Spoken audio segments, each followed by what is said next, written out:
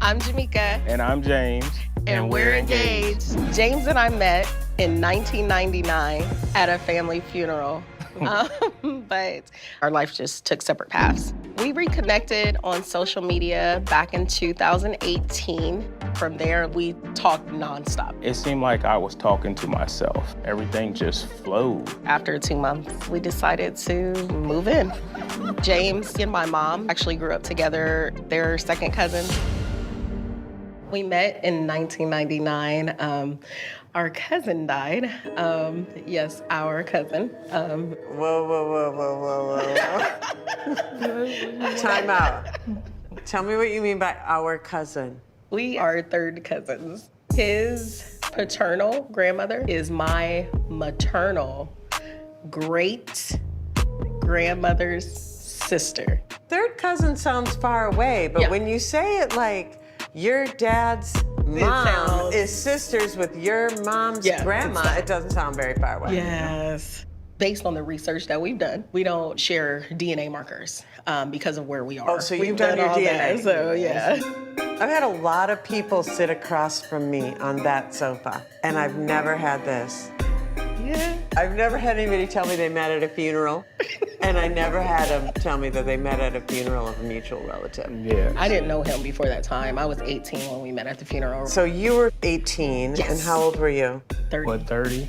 I mean, people would have a problem with that. Right. Yes. You know? And that was one of the reasons why nothing ever happened. So, but you between felt us. something. Well, I felt something, but he was not having it at all. And then somehow you came back together. 2018, we reconnected on social media. One of my buddies was like, "Who's that?" I'm like, "That's my cousin." He's like, "She's cute." I'm like, "She's married." Leave her alone, you know. Wait a minute. You were married. Yes. When did you get a divorce? I haven't yet. This is a thick plot. So wait, James, what was your relationship status? I was married. Okay. I filed for divorce. It's pending. So your divorce isn't final? No. How many times have you been married? 3. Okay. So what was the courtship like? It wasn't long. Yeah, about August, he came and visited me. So you met in August? Yes. And you put the ring on her finger? Well, it was the October weekend was 29th. How many times had you seen each other? Maybe 3, 4, 4. maybe. Oh, Yeah, about goodness. 4. You didn't think that was too soon? No. And why have you filed for divorce and you haven't? I call it baby stepping because there's all of our kids. I have 6 children from my marriage previously. I have 2 biological daughters from a marriage a while ago and 3 from the last marriage that I helped raise. What has been the reaction of your children? They are outraged, disgusted, angry. And no one knows that you're engaged. Right. You know telling people will threaten the relationship because you're not going to be in your bubble anymore. But that's not going to last forever. Right. Mm-hmm. It's probably going to last about 1 more hour when you sit these people down and tell them that you are engaged. Yeah. My dad told me from the beginning that him and Jamica are family members. I just feel like that's not something we do. At least you knew. Oh. I found out last week that James and Jamica are related. I found out Friday. Yeah, it was Friday. Friday, he called me.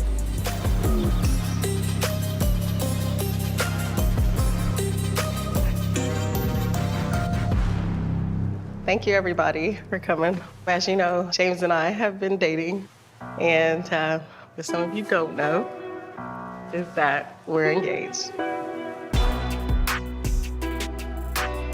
Oh, goodness. And we've been engaged since about October 2020.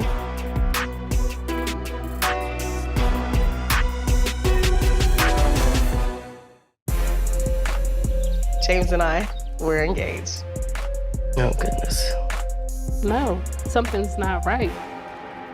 I say no. It's just hurtful to me for you to just display that and just put it on like it's nothing, just with a smile. And are you guys ready for our family to find out? My concerns are with the girls, your relationship with your daughters. Why didn't you tell me that you and her related? Why didn't you let your best friend in on it? I think you need to take time and find out what truly makes you happy and not be dependent on an outside source. I wonder if this is really what you want to do. Do you think you're moving too fast? The relationship you have with your girls, that needs to be addressed and changed. Facts. What is the relationship with your daughters? I have 2 biological daughters. My oldest, I have no communication with. And Kiana, I did everything for all those years for her to just shove it in my face. Now she wants to have a relationship with me. And I'm like, now all these years later, you want to come back? What's wrong with that? No. I get concerned about that unforgiveness, though. That scares me. But why? What if it doesn't change with her? Boy, if that unforgiveness is there, you know, where else is that going to come out? You plan on having another kid? I will go ahead and share this with you guys. We actually lost a kid. And so... Wait, what? I had got pregnant last January, and I had a miscarriage. We both would have loved to have that kid. Are you worried about having any more kids with him due to his prior kids? I do think it would be a little different. I'm not worried about him being there for the baby, but it concerns me because of how they feel. I'm just so angry right now. I've let a lot of things go, but it's like, how can he move on and be okay and do these things that you never did with your own children? Right, right. My dad failed us miserably. Yeah.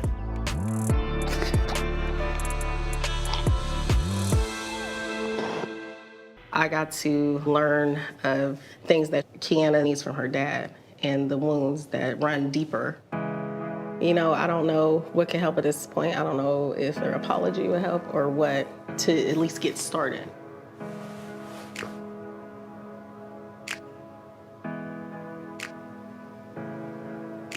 Okay, I'll try. Sometimes just a hug. Yeah. Just an embrace. Yep. She's crying out. Yep. Literally and figuratively, she's crying out. A pat on the shoulder, a hug. Even if you gotta go and get rejected, you gotta go.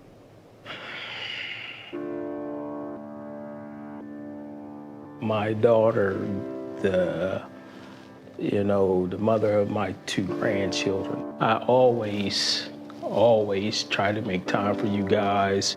You was my ride or die. That's not where we at right now. We just need to maybe take some accountability. Excuse me. Right now, you need to do something.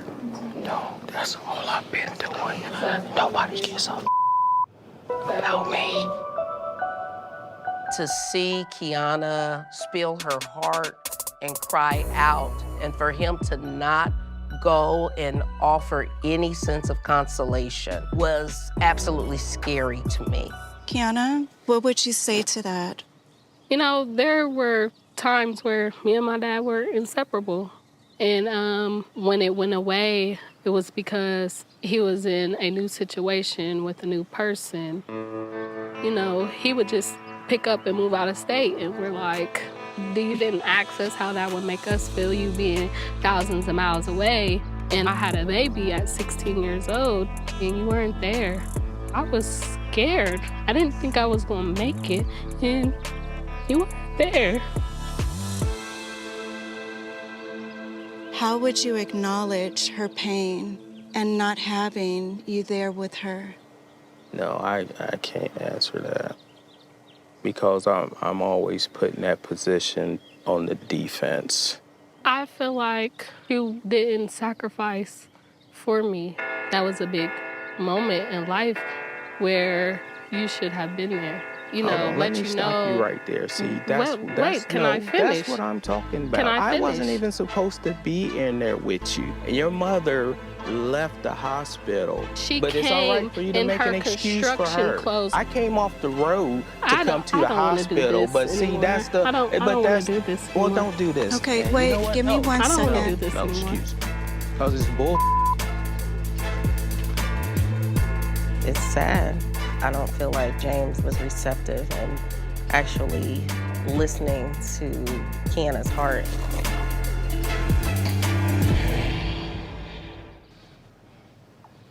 Sometimes you just gotta say what they want to hear about.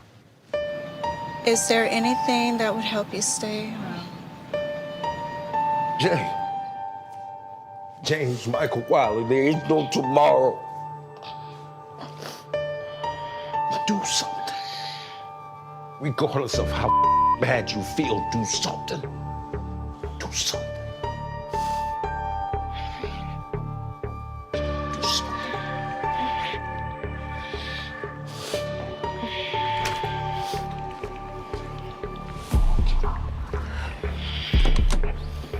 So there's nothing we can do to make this work.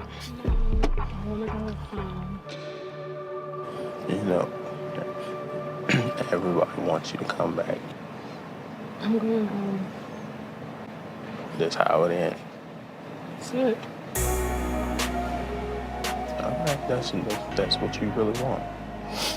All right, I'll let you be safe.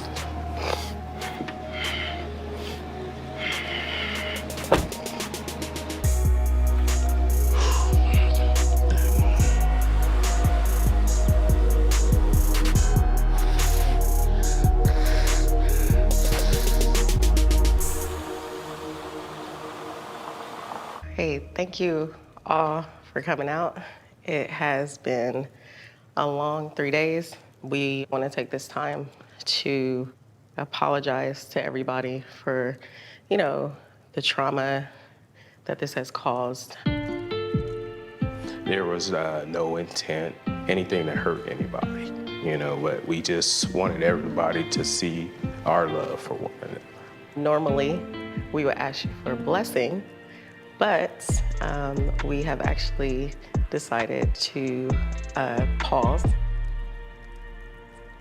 and do work amongst ourselves and works amongst our families. We're gonna put our best foot forward and keep going. So let's have a group hug. You stay over there. Sit down. The pause in the engagement was a really healthy thing, I felt. The actions, them coming into relationship and all the other things that were impacting the children was selfish. So I thought it was an unselfish act.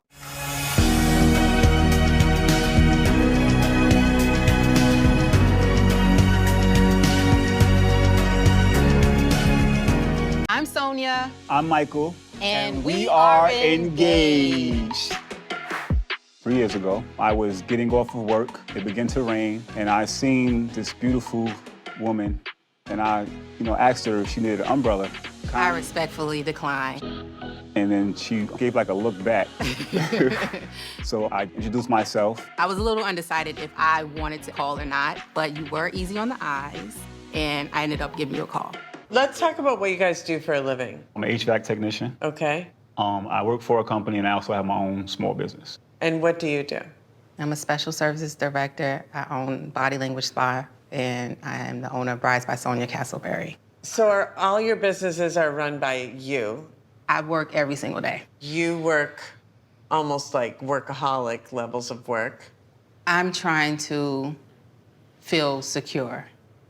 I get it. And I don't like relying. Yeah, but you in need a partnership, to be able to I do want that. to be able to.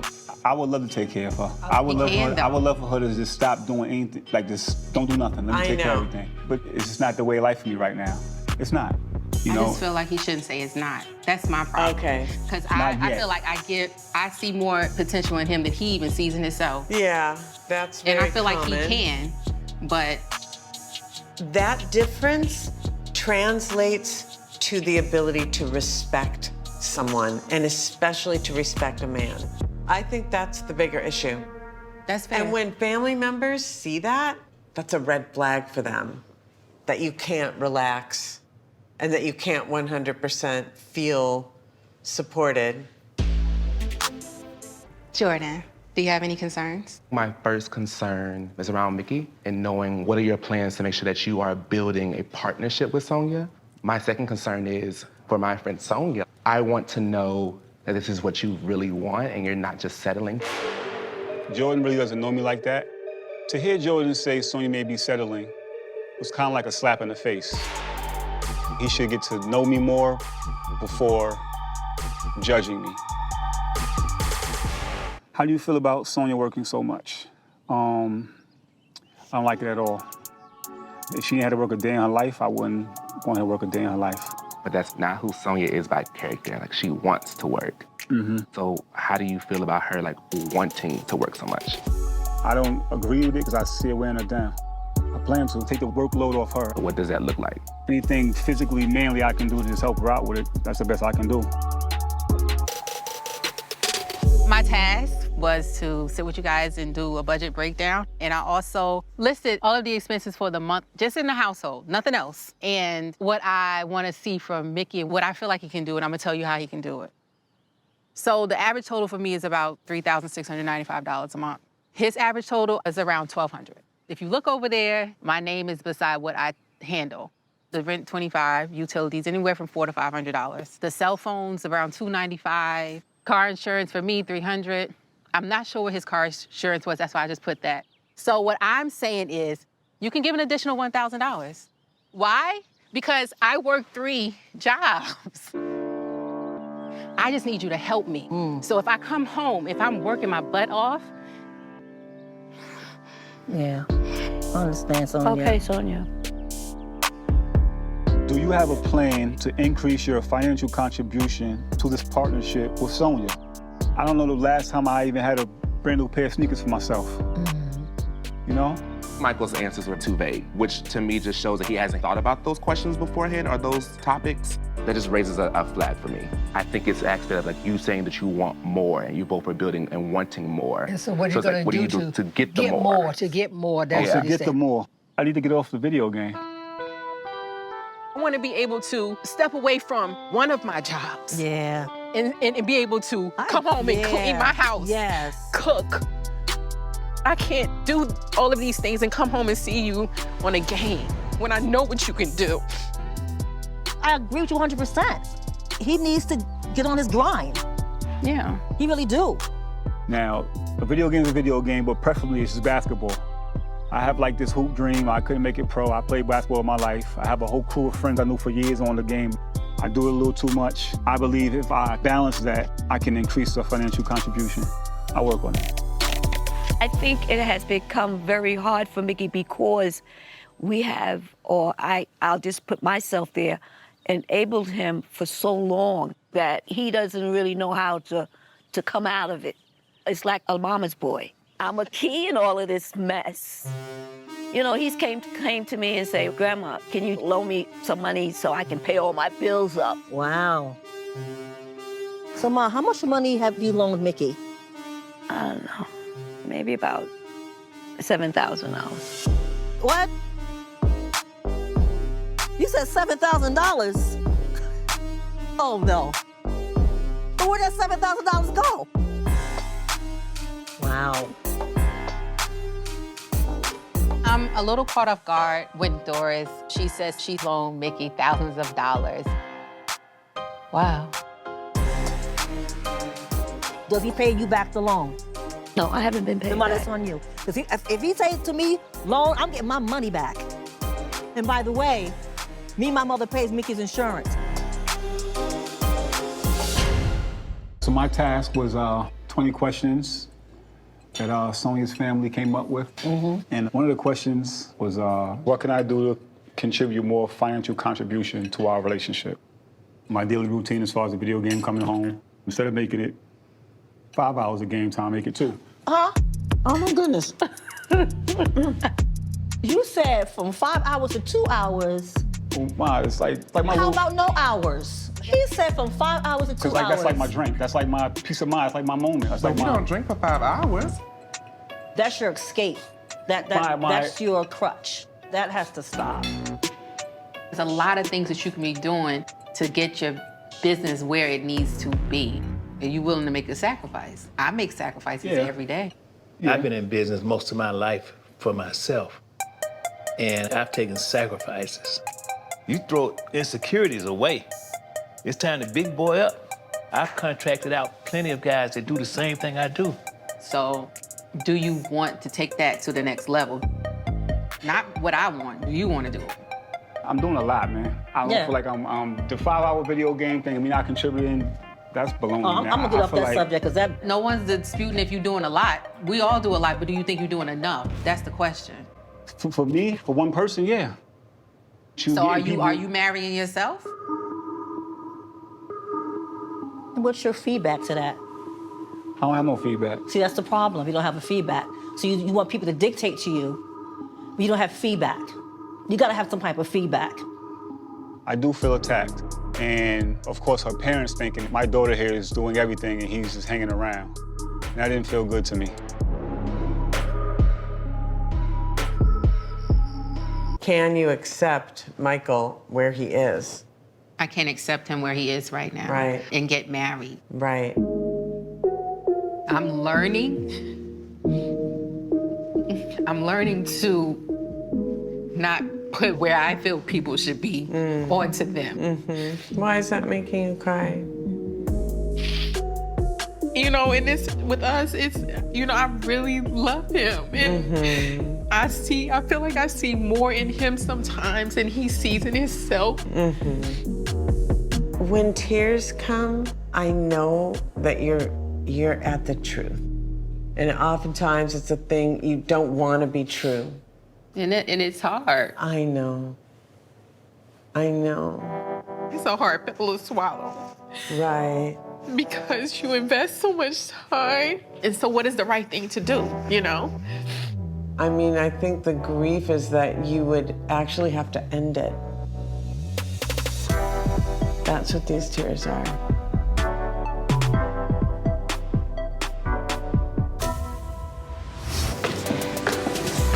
Just the conversation that went on in there with Sonia not willing to marry me today, it felt like a ton of bricks hit my heart.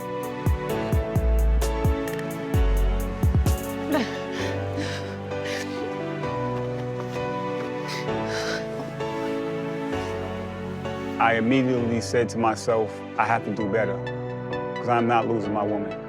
I will do better. There's a lot of us that hold anxiety very deep inside, and we're just kind of frozen. There's a term, survivor's guilt. So a lot of people, when they witness someone die, even if they had nothing to do with it at all, they feel guilty, like, why am I here? Why didn't I do more? Yeah. You're not experiencing some strange symptom. This is a common experience. I will tell you right now, there is no 12-year-old on this planet that is a medical doctor that could have intervened in any way. There isn't anything you could have done. You called, that was the best you could do. And this is some of the ways that you can maybe start to work your way through these experiences and these emotions, is reminding yourself, like, when those thoughts, because those thoughts are gonna come up, it's gonna say, this was my fault, if I had done better, maybe she'd be here, maybe this, maybe that. But you have to remind yourself, I did the best I could do. You did, baby. I did the best I could do. We can extend compassion to ourselves. Both of you are experiencing a lot of loss, a lot of grief, and attacking and blaming yourself might not be as helpful. It's adding a problem to a problem. And how do you feel being supported by your dad right now? It feels good. Does this happen a lot? No, because I don't go to him. How does it feel to go to him now? It feels fine. How does it feel to hear that? Love it. That's what I want to hear. That's what I want to be there for, you know? So when it comes to the future, what kind of relationship do you want with your dad? A good relationship, like daughter and father should have. When I go home, it's going to be a whole new chapter. You're going to be with me in that chapter. And I'm going to leave behind all the old habits, you know, the video game, and being more attentive to you when it comes to you working those late nights and coming home and just looking for someone to listen to you of how your day was. And most importantly, be consistent. So I'm going to work on that. I'm going to do that. I'm not working on it no more. I've been trying to work on it. I'm going to do that. I'm super glad we came though, because like, if I wouldn't have came here, I wouldn't have known the things that really, really bother you. And with Janiyah, that was just like a lot. For the better though. You know, I'm super happy that that happened. Love you. And when it proves, Michael, okay? Okay. All right, just get some sleep. All right. All right.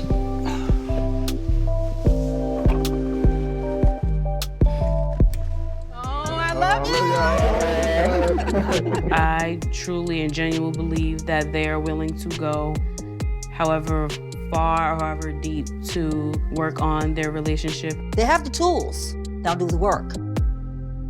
That's simple.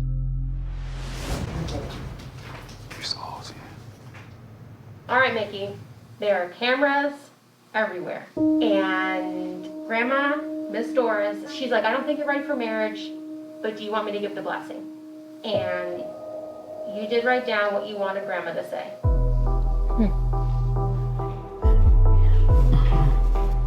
Okay. All right. You say that.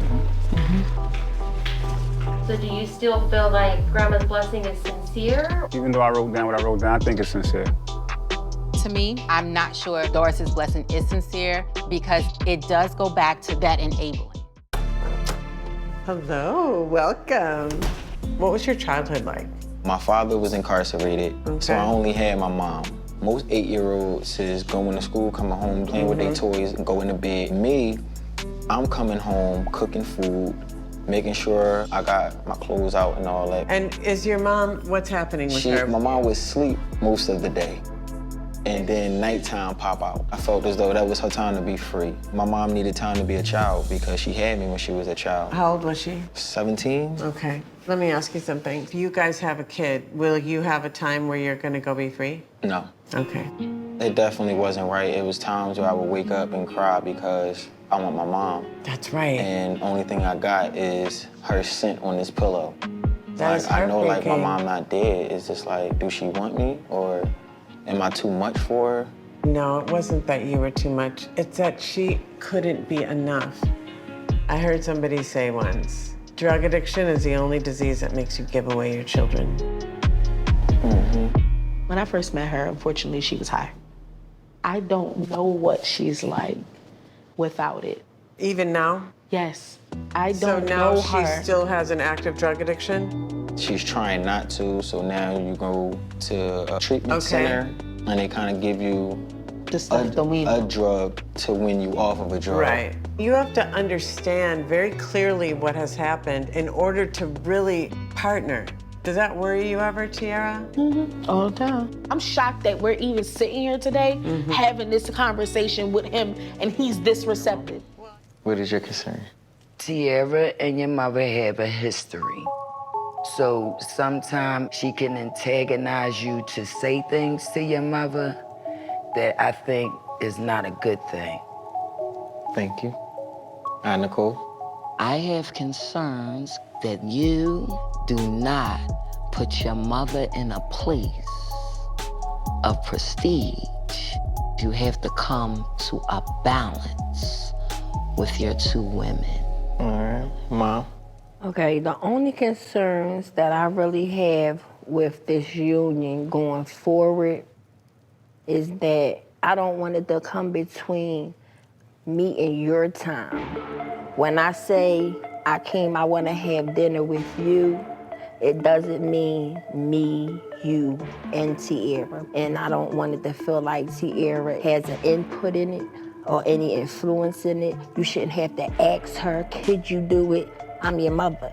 You should carve that time out, because that's what I want. Where did it happen where he can't come and talk to me? His biggest thing is hurting your feelings, and he feels like he's gonna be disrespectful, and he can't be open, and it doesn't seem as though that you open the floor for him to do it. He gotta find a way to say it. But see, It's not that Either he way can't he say say it is going to be disrespectful. No, it's not. Listen to me. Real is real. Some people can't take the truth. You know, truth hurt. I'm getting irritated and I'm ready to walk the away. Do you think your mom will really understand why y'all relationship is the way it is? It'll take for me to say it I kind of got to work on telling my mom how I feel, when I feel it, the moment I feel it. I would have saved me a lot of time if I would have said something back then when it was happening, you know? The past affects me and Aikeem's relationship because he brings it with him. And then it comes out in spurts, and then he be like, people always thinking I'm crazy. You are, because I don't even know where this is coming from right now. I'm confused on this Aikeem Okay.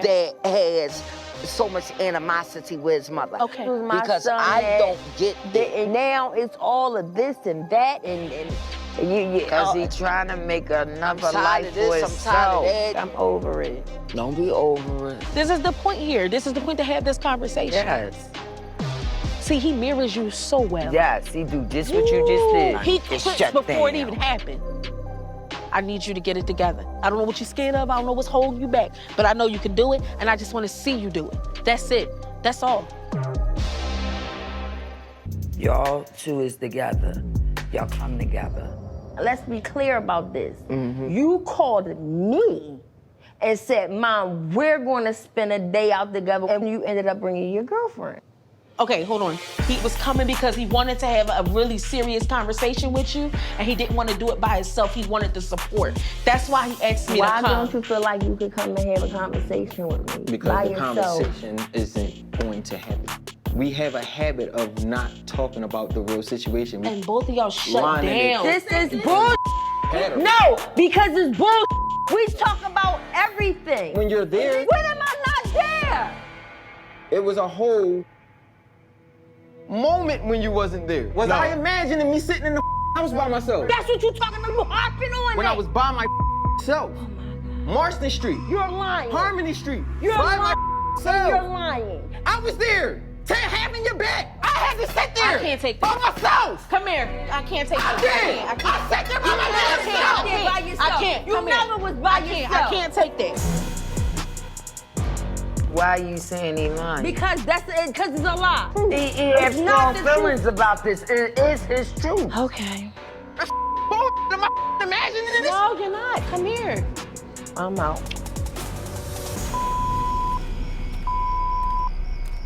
Most of the time, when it's time to have a conversation with you, you already mad. You blow up. So now you get to act irrational. You get to slam doors. You get to break. You get to do all kinds of stuff like that. And you try to act like it's not something that you do. It is. Like, I'm at the point where I don't give a How y'all feeling? I'm straight, like. Okay. Yeah. No, I'm not straight. I'm not straight. When it's time for Aikeem to be held accountable for some of his actions, All that. he's When not you want doing to stand in your I'll stand in mine. I've been standing I'm in not trying to mine. hear none of that Been bullshit. mine. I'm down standing, don't walk standing in away, mine. nothing. It's like, I ain't trying none of this bullshit. Out of here. This is what I go through at home. He never want to own nothing that he do. All I heard was, you did, you did, you did. I was feeling like Tiara's coming at me and she's not hearing what I got to say. So, essentially, I'm gonna run from this conversation and shut down. Sometimes you gotta tone it down. I'm just gonna tell you that. It Wait a ain't minute. just me. No, I'm not saying it's just you. My problem is that this is all the time. Understood. Damn! No, I tell everybody that all the time. I go back all the time. All the time. This just sit here and yell and scream and bite. But don't nobody got nobody to say anything to them. I can't know. Tiara. No! I don't want to hear it now! Tiara. I'm tired! No! No! No! No! How bad does it get? He broke everything in the damn room. Does it get physical on your side? Yeah. No. Yes, it do. Don't even sit here and be a liar. Yes, it do. No, you're What happens? She'll think she can put her hands on me, and Like how? it's cool. Like, slap me, punch me. But if Is I that slap true? and punch you, Yeah, there's I a have. problem. Okay. It'll be a problem. That's not okay. The dramatics. Well, you're being pretty dramatic I'm right pissed now. off. So, You know what? being You're right. pissed off Yep. does not right. mean that you can just do this. You It's get not to just here. me. It's not just me. Why is everybody trying to point a finger at me? And it's not just me. Miss Tracy is not. How much of it is yours? 50-50. Good. You either realize that this is a Tiara problem, this is an Aikeem problem, and start to work on it as that, or you'll just repeat the cycle. Over and over. I definitely felt this way before. Right. This whole feeling that I feel now. Yes. Do you hear that? That's important. But if you truly felt this bad, why did you go buy me a ring and propose and do all of this? Because if this is how you feel, I don't want us to go through this and we're not working through that problem. I just want to understand so we can get there. It's already you live a life where you don't know. It's like I didn't know that I was almost gonna die. I didn't know that I was gonna lose my cousin. I didn't know these things. And I'm tired. Like, what needs to be a little easier? I mean, that it always have to be so hard. Sometimes I felt as though that I just wasn't enough. It's hard growing up without your dad. And then, you know, time went past and, you know, I felt as though I didn't need him. And then, boom, now my mom gone. It's like they just don't want me no more. So I felt as though if I put up all these walls, then I won't feel as much hurt as I felt. But within doing that, I created a wild monster, and it kind of bleeds over into my relationship to where I feel like I gotta still have that beast around with me for him to protect me. I understand what you're saying there. I know you feel like the drugs at some point took me away from you. When you have a mother, you have something to turn to. But when you don't, it hurts really bad. And I know how that feels. And I'm so sorry I made you feel that way. That's the last way I ever wanted you to feel. You were the best thing that happened to me. You are the only thing that I felt like I ever did right. I love you, Mom. Love you so much. I know you wouldn't have chose this drug of choice on your own, but I stay up at nights thinking that it only take that one time and it take my mom away from me. And it's like I know in my heart of hearts, that's where my life ends. The only way that I can truly rid your heart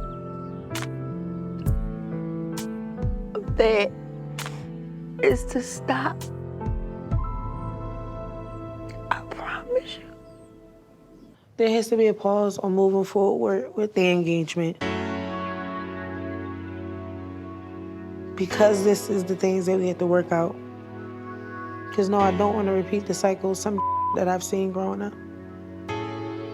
Is that how you feel? I just need time to think. Now, if you want to put this on pause and get the counseling, that's fine with me. There wouldn't be nobody else I wouldn't spend my life with, but I want to make sure that we're in a space that we can do it peacefully. Let's take 90 days. I'm gonna work on myself and the things and get a feel for what I need to work on. You get a feel for what you need to work on without getting into our cycle. You guys have a good shot at this. Why? You don't have kids, you're young, and you're willing.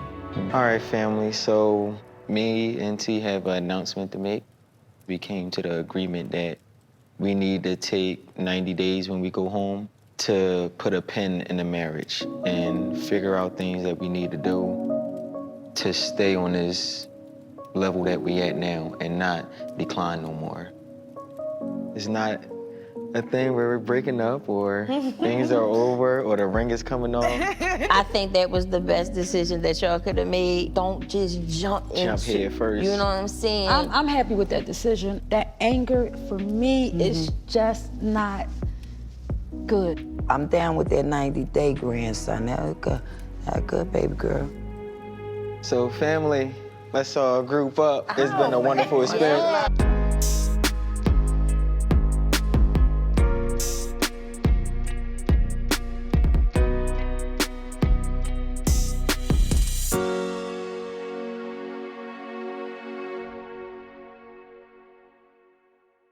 Come on in.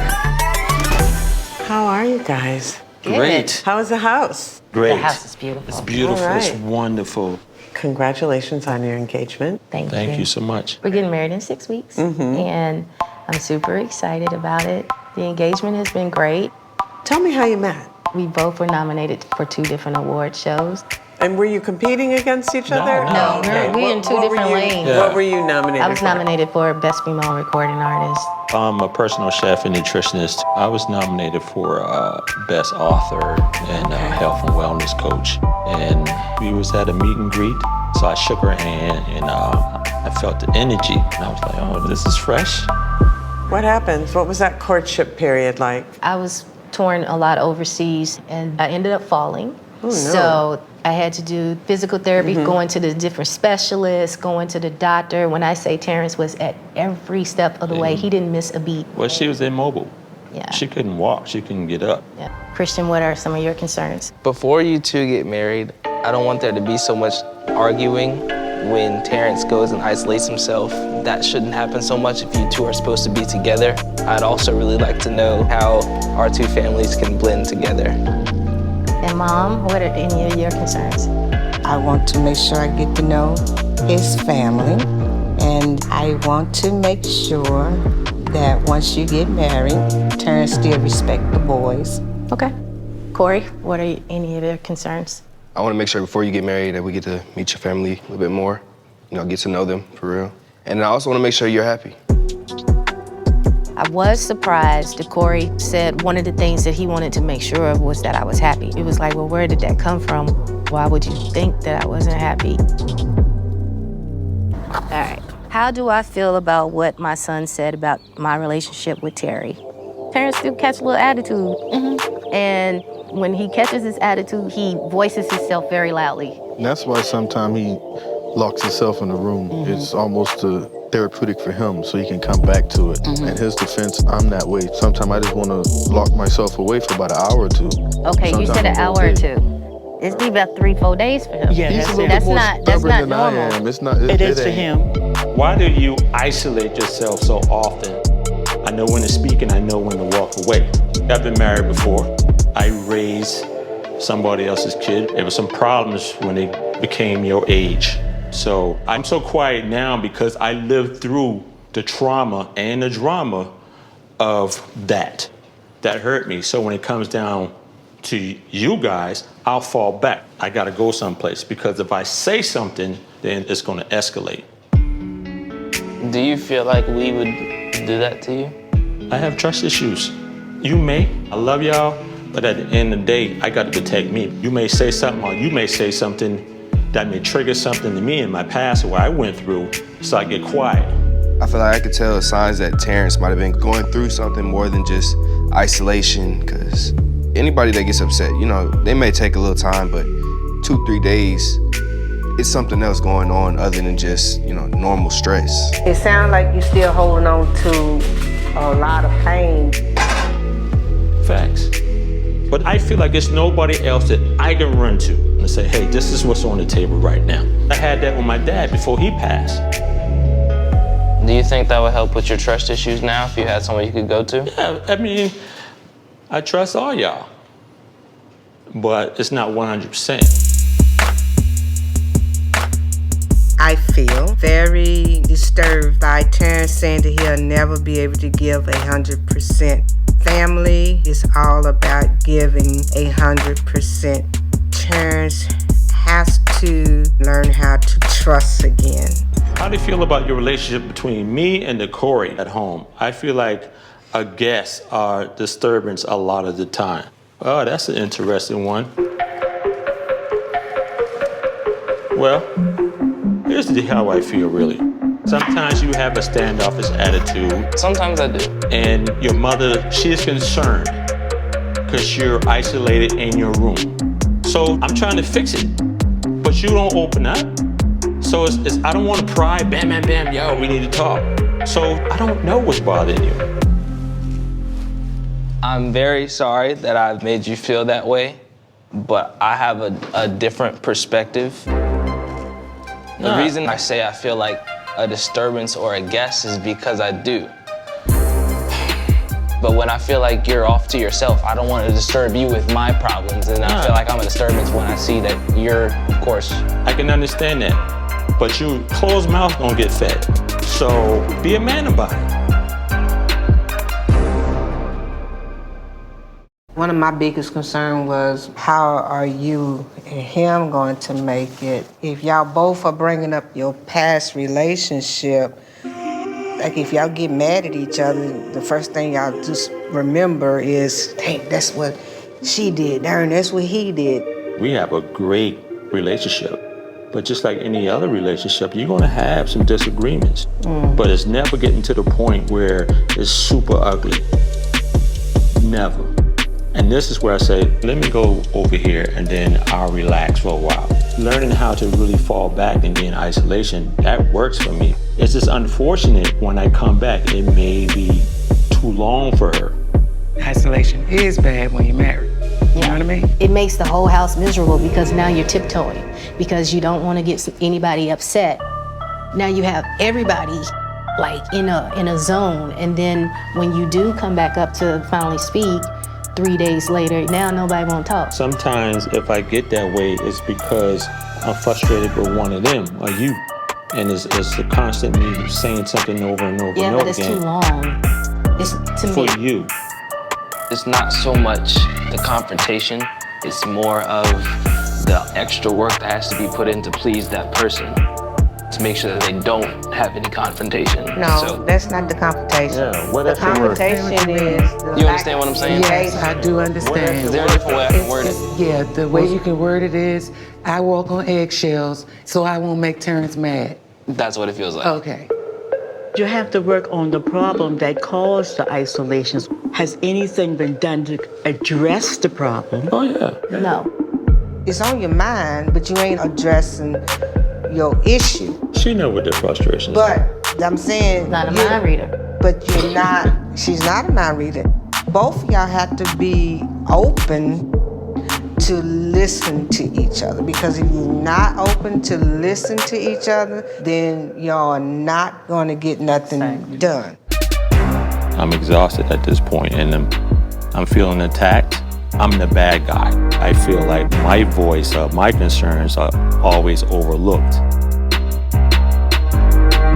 So tell me more about Christian. Have you asked him why he feels like he's walking on eggshells? Yeah, you feel like because I'm angry, you know. And you disavow the idea that you're angry. You're like, well, I'm not angry, so he must be wrong. No, but I try to tell him. Even she says, can you talk to Chris about certain things? And I would talk to Chris, and sometimes he don't want to talk. He isolates himself in the room. He'd be in there for days. I said, that can't happen when I'm here. That can't happen on my watch. What do you mean? You're modeling isolation for him. Right. I don't understand. I'm just telling you how I feel and what it is. Alethea, do you feel like you walk on eggshells? I feel like I walk on eggshells. I do feel that like way. If you say the wrong thing, it's gonna... Make it escalate more. Yes, I do feel like that. And you feel that too. Sometimes I do, Yeah. and I just brush it off. Yeah, but I think brushing it off isn't working. Yeah, for them, but for me, it works, and that's all I'm gonna say. That's the end of the relationship right there. That's why you go into the room, because there's nothing left to say. How do we get back into a place where you care what's happening for them? I do care. I'm already but here. Caring means, okay, if that's how you guys feel, let's work on it. It just seemed like all the fingers are pointing at me, you know, and every time I try to say something, it's like, okay, you're angry. I feel like that's the essence of something that's happening emotionally in you, is that you feel like you're to blame, and there's some narrative inside your mind that you're a bad person. Yeah, I can say that. I agree with you. I'm harboring a lot of pain from 20, 30 years ago that's suppressed. Alethea, how do you feel when you see all that? I'm really realizing how broken my family is. I don't want to be in a relationship and feel like the boys can't speak to you, feel like you can't speak to the boys. Like, I found out today that my son thinks that we don't want him to be there after we get married. That hurts my heart to even think that he would think that, because I don't want my kids to feel like they're not wanted, and I don't want my kids to feel like they have to walk on eggshells in the house. All right. So I think I'm clear on what the task is. I think all 4 of you should sit down with Dr. Allie, a mental health expert, to bring forward feelings that maybe people haven't been able to say until now. I'm pissed. I'm feeling attacked. I'm feeling annoyed, frustrated, and I can feel the tension in my shoulders. And I just wanted to go somewhere and sit quietly because I said, this is not going to work. Hey. It was definitely an intense conversation. I feel free around her, but sometimes we'll still have a conflict, and that's when I go isolate because I don't want to destroy it. I automatically go into defense mode. When was the first time you felt like you had to be in defense mode? Probably when I was 13. What happened? In the neighborhoods, a lot of the illegal activities that I was around other people doing, like, oh, Terrence was there. No, I wasn't. But their stories were so convincing that it came to a head, so people was actually looking for me. It's like, you're 13 years old, and there's cop violence, a whole lot of triggers. I could see that since you were that 13-year-old kid who, because of people's gossip, were put in a position where you could have died. Exactly. Have you ever had a conversation with anyone about trauma and PTSD? No. One of the symptoms of post-traumatic stress disorder is hypervigilance, always being on the lookout for something to go wrong. A small conversation that reminds you of something else, your body says, I need to save my life. All the time. It's scary. Then you had to do what you had to do to protect yourself at a really young age, and it's almost like you never came down off of that. No. Once we go up, we have to come back down. And so one thing you can do is to breathe. What are you thinking? Because I see Terrence is intense, I come to assume that Terrence usually doesn't like me, even though he does. I respect him. I'm trying to find where we are, and also scared to do so because I don't want to anger him. How does it feel to hear that? This is my first time hearing how he feels about that, and I respect that, and I want the same thing. You can always come to me for anything, and you're not going to anger me. One thing about healing is we like to say healing generalizes.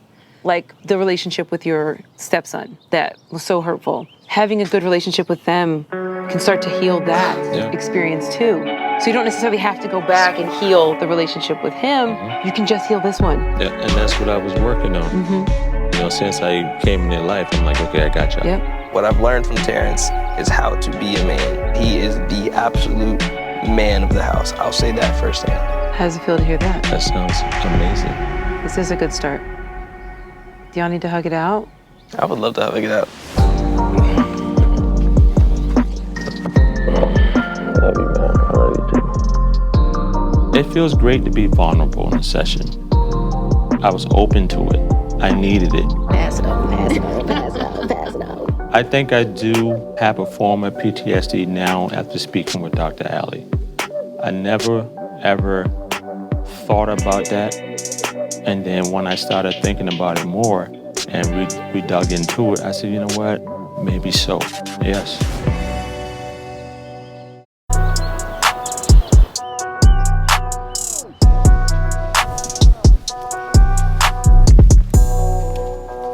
Hey, you guys. Thank you so much for coming. We know the last 3 days have been really challenging. We're here now to ask to see if you have your blessings. Corey, do we have your blessing? Initially, my concerns were making sure that y'all had a good goal for the future. I wanted to make sure that I met your side of the family. And I wanted to make sure that you were happy at the end of the day. You've got my blessing fully. This boy. Christian, do we have your blessing? Initially, when we got here, my concerns were I wanted to have a closer relationship with Terrence. I wanted to see you and Terrence connect on a deeper, more meaningful level. The sessions that we've had have been very impactful, and I think that they made a major difference, and I see hope for the future. As far as my blessing, you have my blessing. Awesome, man. Glad to hear that. Thank you so much. Can we hug it out? Aye. Group hug, group hug.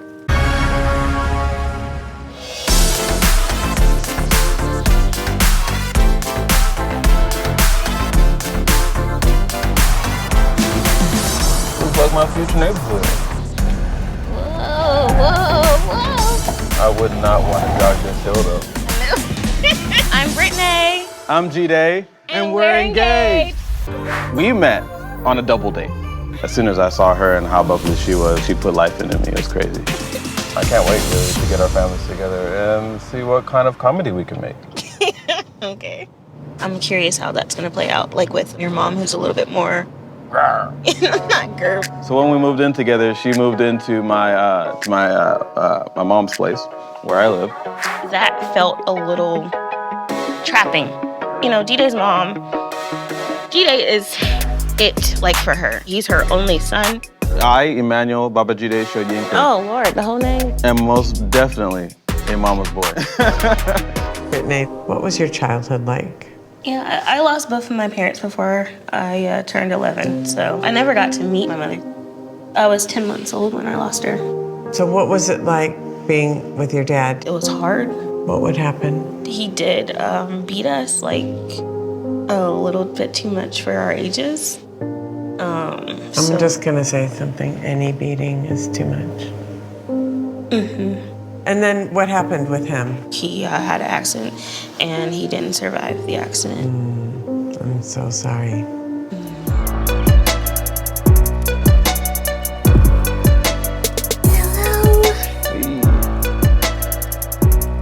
Welcome. Thank you guys for taking the opportunity to come down and do this journey with us. The first thing to do is go around and see if we can get some of the concerns that you may have. Concern is, in this case, your mom. She has grown up to have control. So I hope that dominant figure doesn't affect your relationship. Another concern is your dad. But I hope that negativity won't affect your nuclear family.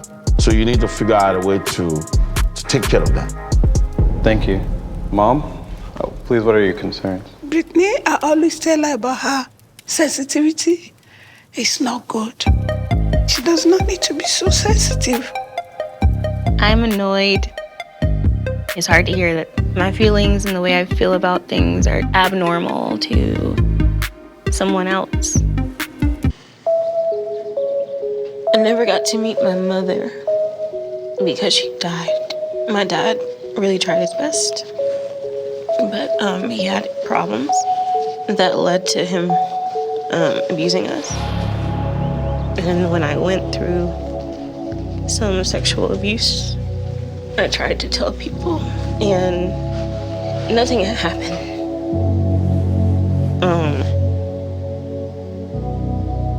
I want to feel respected. I want to feel like my feelings are valid. So if I do put people in my life, I need them to understand that. My task was putting things in order. God, mother, finance or money, fiance, or social life. And can you guess where you came on that spectrum? I know it was after God, but no. You were number 2, right after God. Okay.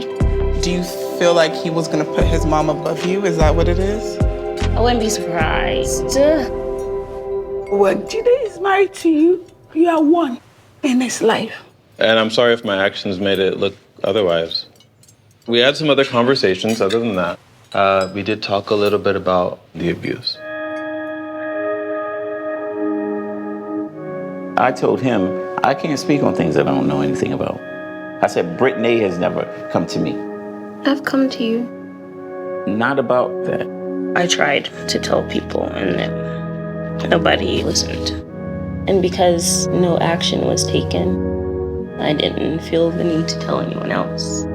So You may not know what action took place. all I know is that it didn't stop.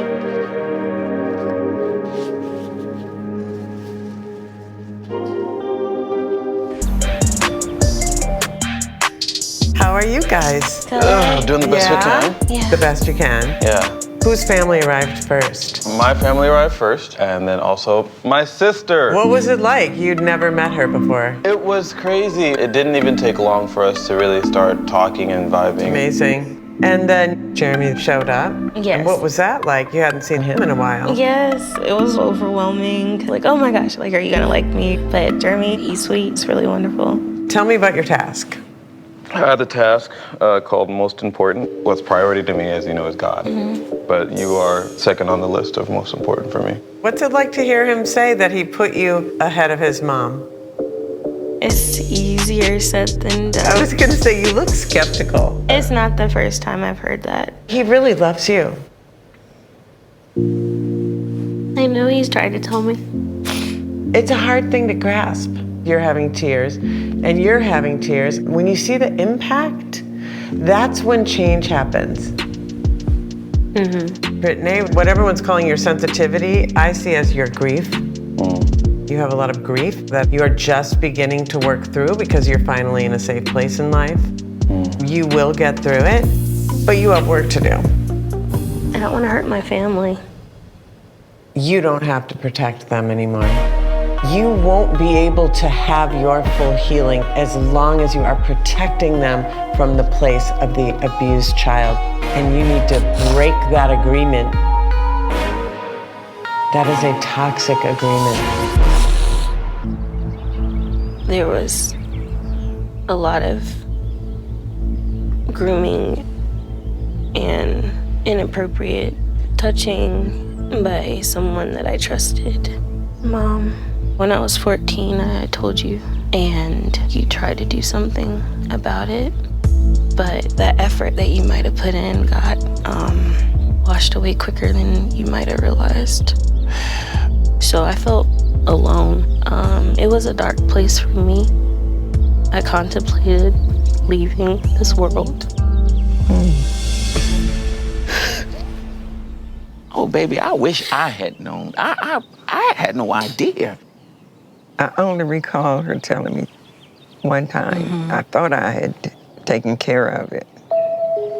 And so I did all I knew to do. Okay. Did everything except pull the whole family apart. You did the best you could, and at the same time, she felt maybe dismissed. It's important to be able to address some of these things now so that this cycle doesn't continue. Being around family, is there any time you may re-encounter the predator? Yes. Okay. How can we address this now? We can get it done. We'll take care of it for her. So he's interested in that. If there's anything I can do to help you, I will. None of that is your fault. You are lovable. You are heard. You were innocent in that. Give yourself some peace, and you're just gonna marry somebody that loves you. The task that I had today, to speak with my mom, saying that when Britne and I get married, Britne is gonna be a priority. Was it hard? It was not hard. Okay. Why do you think it's gonna be hard? Because, like, you know, even like moving, I think was hard for you. If he didn't want to have a good relationship, we wouldn't even be here today. He won't marry you. I know that. Okay. So, and since you and Jide have been living together, have I come to bother you? Well, did I insinuate that you did? I don't know. Okay, yes, if we can talk about a Valentine's night. You came over, you know, made sure you ate, and then when we were finished, you expected me to take your plate. In the Nigerian culture, you are supposed to take your mother-in-law's plate. Yes. If you know you want to marry my son, don't have to you are know. supposed to respect me. Mom, can you? No! Leave me alone! What's the problem? Stop it! Wait, Mom, stop. Wait. Now. No! Stop it! You have to respect me. I'm not your man. She has to respect me. She respects She me. has to take my plate. Mom, listen. Yeah, come on. Hold on. No, Listen listen to me. Listen to me. I don't want this. Mom, listen. Mom, you just right now broke her heart. She broke my heart too. Leave me alone. Any other day. Leave me alone. Don't be a whip for a woman. I'm not being a wolf. He's not being a Embarrassed, whip. feel it, ambassador. Okay? Otherwise, why come on embarrassed already? Wait. Let's go. Let's go. Nonsense. And It's nonsense. If you want to marry a Nigerian, you have to respect your elder. We had to humble ourselves and kneel in front of her and apologize. If it's gonna make her feel like I respect the culture more, it doesn't cost me anything to show that. Mommy, I'm sorry. I'm so sorry. I do respect you. I do love you. I do love the culture. She already sees you as her mother, the mother that she does not have. Mama, please forgive us, please.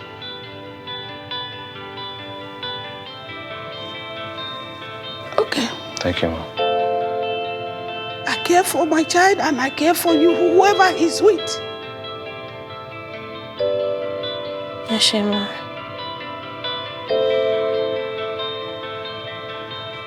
I love you, Mom. I hope you do. I do.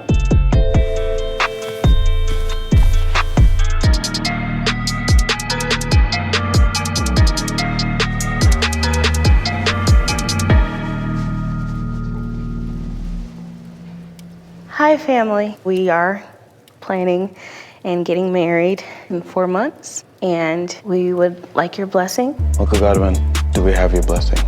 Initially, I have some concerns.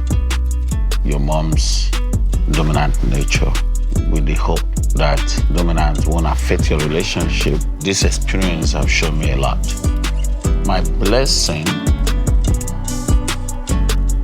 Yes. Thank you. I love you so much, Mom. Do we have your blessing? You mean so much to us. Initially, my concern was Britney's sensitivity and your communication. This experience has really showed me a lot. As far as my blessing goes, they get my blessing. Thank you. I believe that they'll work out whatever problems they have. The most important thing was that there, one, are some underlying issues. It was a victory. I think they have a wonderful relationship right now, but I think the relationship is a continuous development. Let's go do a family photo. This shoe brought these two families together.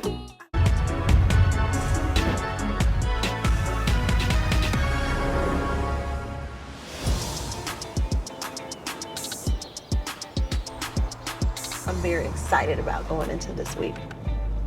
What about you, babe? How I you agree feeling? with everything you said. Perfect. Yeah. Nailed it. I'm Lakeisha. I'm Darnell. And we're engaged. We saw each other on the social scene in Chicago, like, weekly. I figured if I kept running into you, that's probably a reason. He would never say anything. He just would stare. Like, this stare he would do. Just stare. I was just, doing what I do. He finally came over and asked to buy me a drink. And it's been us ever since. I'm not sure what's gonna happen in the house. Hide the knives from your mother and father. We had been together almost 2 years before I decided to propose to Lakeisha. My mom and dad didn't even know about it. My dad, I think he felt second-rated in a sense. I'm not that traditional dude as it relates to going and ask for hand in marriage and things like that. That's just not my way of thinking. Hi. Hello. Come on in. Welcome. Thank you.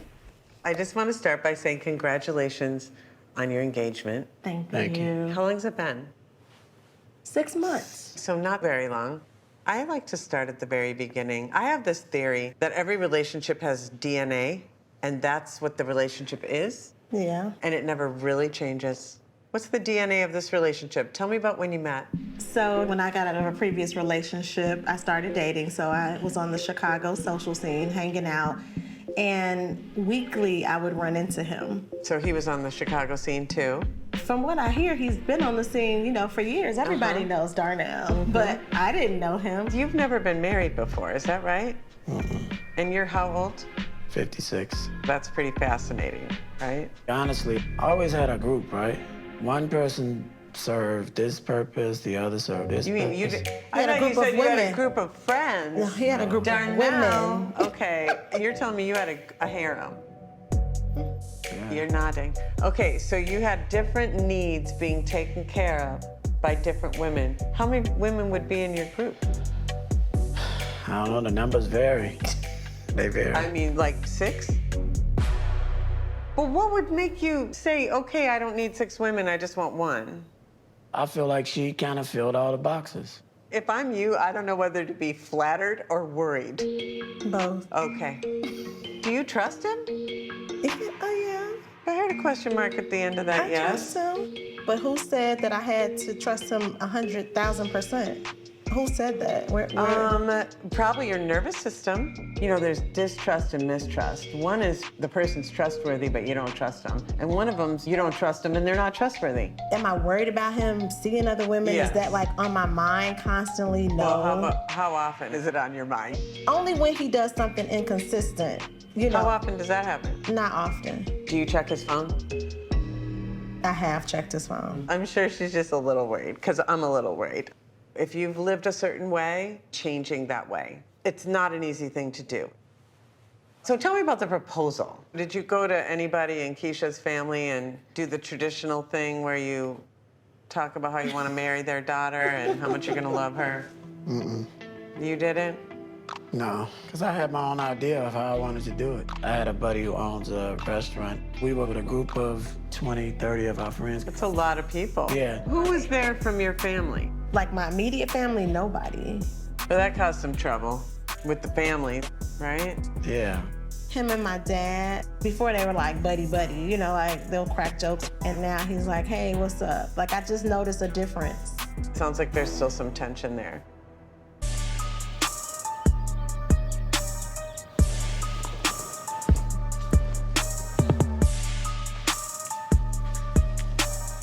Hey, families. We're so excited and grateful that you guys came all this way. As y'all know, we're getting married, and it's our understanding that you guys have some concerns. We'd like to take that opportunity to address that. Phoenix, what are your concerns? Working on you and Natasha having a better relationship. Okay, thank you. Natasha, what are your concerns? Our strained relationship. Thank you. Sharonda, what are your concerns? You get in a better relationship with the kids so that you guys have a stable foundation and the strain doesn't bring issues into the marriage. Thank you. Dad, what are your concerns? Keisha, she's always been my ride or die. My concerns are that hopefully you'll step up and take over that task, Darnell, so I don't never have to have anything to worry about. Thank you. And Mom, what's your concerns? Hope you guys are considering this, getting married for the right reason, especially, you know, him. Thank you. Quill, what are your concerns? My concern is that you have trust issues as to why you feel like you have to keep tabs on Darnell. I don't keep tabs on Darnell. Where did that come from? It's not that I didn't want to come around. I don't know my father for myself. I wanted one-on-one time with him because I never had that. So to be in a dynamic, I wasn't ready for that. I totally understand that. You deserve to have your daddy all to yourself. And tell him, say, I want to get to know you without her. How many baby mamas do you have? Oh, my. I got 3 babies and 3 baby mamas. So how's your relationship with each child? Well, my relationship with Natasha, it's a bit strained. Like early on in her life, I was there all the time. When she was 6, then Brooklyn came along. Within the next 4 or 5 years, there was a gap that started to spread between me and her, and it's never really gotten fixed. Do you feel Keisha has trust issues? Yeah. She don't really have a reason not to trust me. You don't think you've done anything to make her have any trust issues with you? Not really. I think things like looking in people's phones, that number one, it can kill any situation. I think that's something that you should never do. Well, I mean, what's the problem? What's the problem? What you looking at my business for? I ain't giving her no reason to look at my phone. But Darnell, she found some things that was inappropriate in your phone. When? Over the summer. I don't know nothing about that. it's been situations where she just does not believe anything that comes out of your mouth. I mean, I don't have an issue with trust. I just don't believe in setting myself up to say somebody's going to completely, like, never hurt me. Do I trust him financially and in our relationship to protect me? Absolutely. Do I trust that he loves me and wants to marry me and this is real? Absolutely. Do I trust that he gonna look at another woman booty? Hell no. To put trust into a man or any human being, you are setting yourself up for extreme disappointment. So I don't see what's wrong with me. That's not a trust issue. That's just a Keisha value. Like. No, I get that. I mean, I get that. But you can be that guy. You can. No, I get that. But we can't change it. I mean, I can receive that. No, he can be better because I think his daughter feels the same way, unfortunately. And I asked her, I said, well, why haven't you told him this? She's like, I tried to, but he avoids me. Nah, that part's not true. I mean, it's her truth, though. It's very telling, you know, of the impression and footprints that lack of communication can leave on people. Because just like Natasha had a lot to say, which hurt me that she thought like this about her dad and felt like this, so. I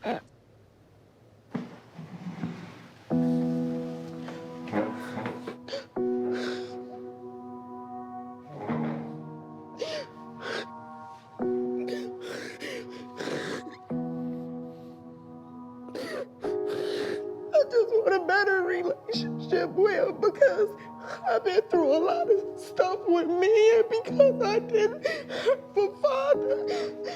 And that's what I needed. What did you just say? She wanted really bad for you guys to have worked. So you got to talk to your mama about that, because she's the one did what she did. Well, there was some violence. No. Yes, there was. No. We never had anything in our marriage like any violence. She went out of state, got a place to live at. This is all behind my back. I ain't knowing nothing. I don't think that, oh, Lord. Listen, I know I hear my name in there. He hurt that you left. That's Exactly. his It took hurt. my child and moved out of my house That's and his everything. hurt. Well, he Yeah. got plenty warning. He didn't believe nothing I said. Well, I had no choice. You were being very violent, though. I was not. Daddy, maybe you don't violent? remember because Michael, you there hit were me in the drugs eye. involved. I had two Just black say you don't eyes. remember. I had to quit my job. Daddy, why don't you say you sorry for that? You don't. Are you sorry for taking the baby and moving to Michigan? Oh, God. Our relationship coach, Tracy, gave us another task to dig deep and figure out where some of my relationship issues come from. It starts with, you know, you two. Oh, my Lord. And for you, yours is your alcoholism. It ain't like I woke up one day and said, I'm just gonna get drunk today. It just crept up on me. But you see, like, why I Trust might me. have trust I issues. understand that. I don't feel good about it. Mm-hmm. And I know, Mom, you're taking some steps, you know, already towards sobriety, which is commendable. Mm-hmm. And then for you, Dad, it's your denial. When you said you never put your hands on her, why did you say that? I didn't say that. I said I never really hurt her. I slapped her before. Don't you hear how... Listen, okay, I slapped her before, but in terms of hurt, oh my God, physically, she hit me in the head with a big old flower pot and almost killed me. I never did anything like that. No one has even investigated my feelings. Okay. If I ain't hitting you and putting you in the hospital, stomping your ass in the ground or doing nothing like that, you stay your ass there and fight for your marriage. Mm-hmm. She punked out. I went through a couple of Well, tell the years truth, of it's his reality. craziness. I gave up my... You don't think that it had anything to do with recreational drugs? Partially, yeah, of course. So why is because it hard if she moved for you? away from me to Michigan because of all that what you saying, but then when she got to Michigan, same drugs, same more alcohol, and got pregnant. Are you mad because I had a baby? You had a baby No, you before got, I had you a baby. got, see, now she butting See in what when I'm I'm talking about? talking now. Twisted. Just look at y'all. No, like, no. as adults, y'all still doing what y'all was doing my whole childhood.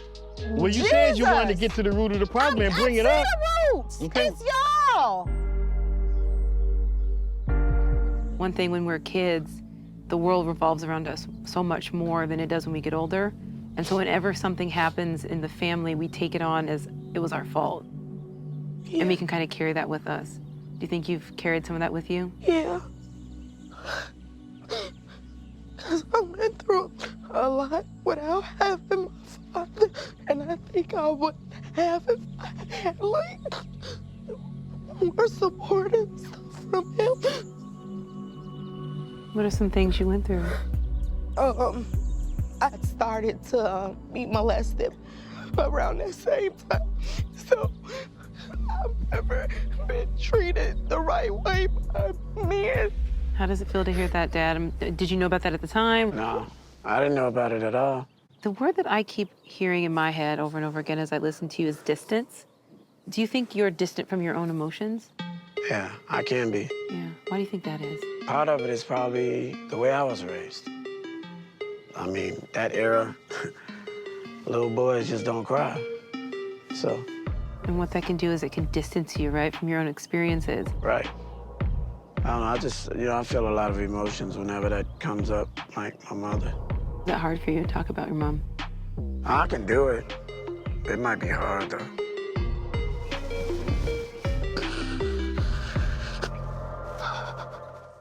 Darnell, tell me about your task with Dr. Allie. I thought it went really good. I think Natasha trusts me as a man. She just didn't know me as a father. And how do you feel now? I feel much better. I think this breakthrough with your daughter is going to have a lot of impact in your relationship in general, because you're closer to who you are. As you go deeper inside yourself, you become more able to be vulnerable here, you become more capable of intimacy, and that is where the trust issue is really living. Yes, your parents, you couldn't trust them, and then you grow up and enter into relationships where there's a trust feature that's not working, but it wasn't the surface thing you couldn't trust, it's the down deep thing you can't trust. It's being close to somebody who's not being vulnerable. You are going to become more and more trustworthy as you do this work.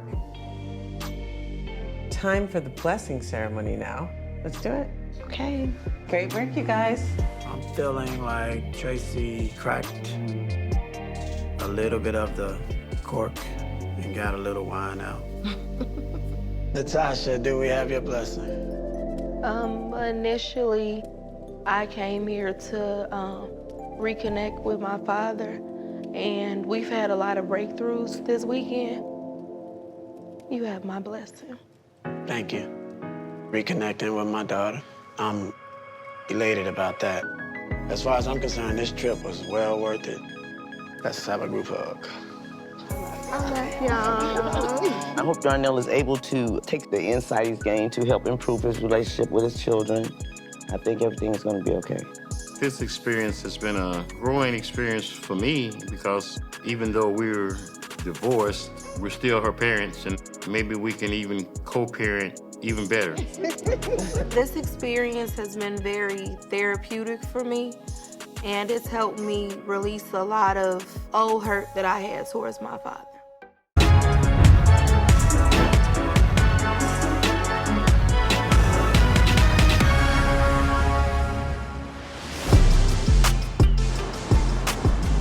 Are those evergreens?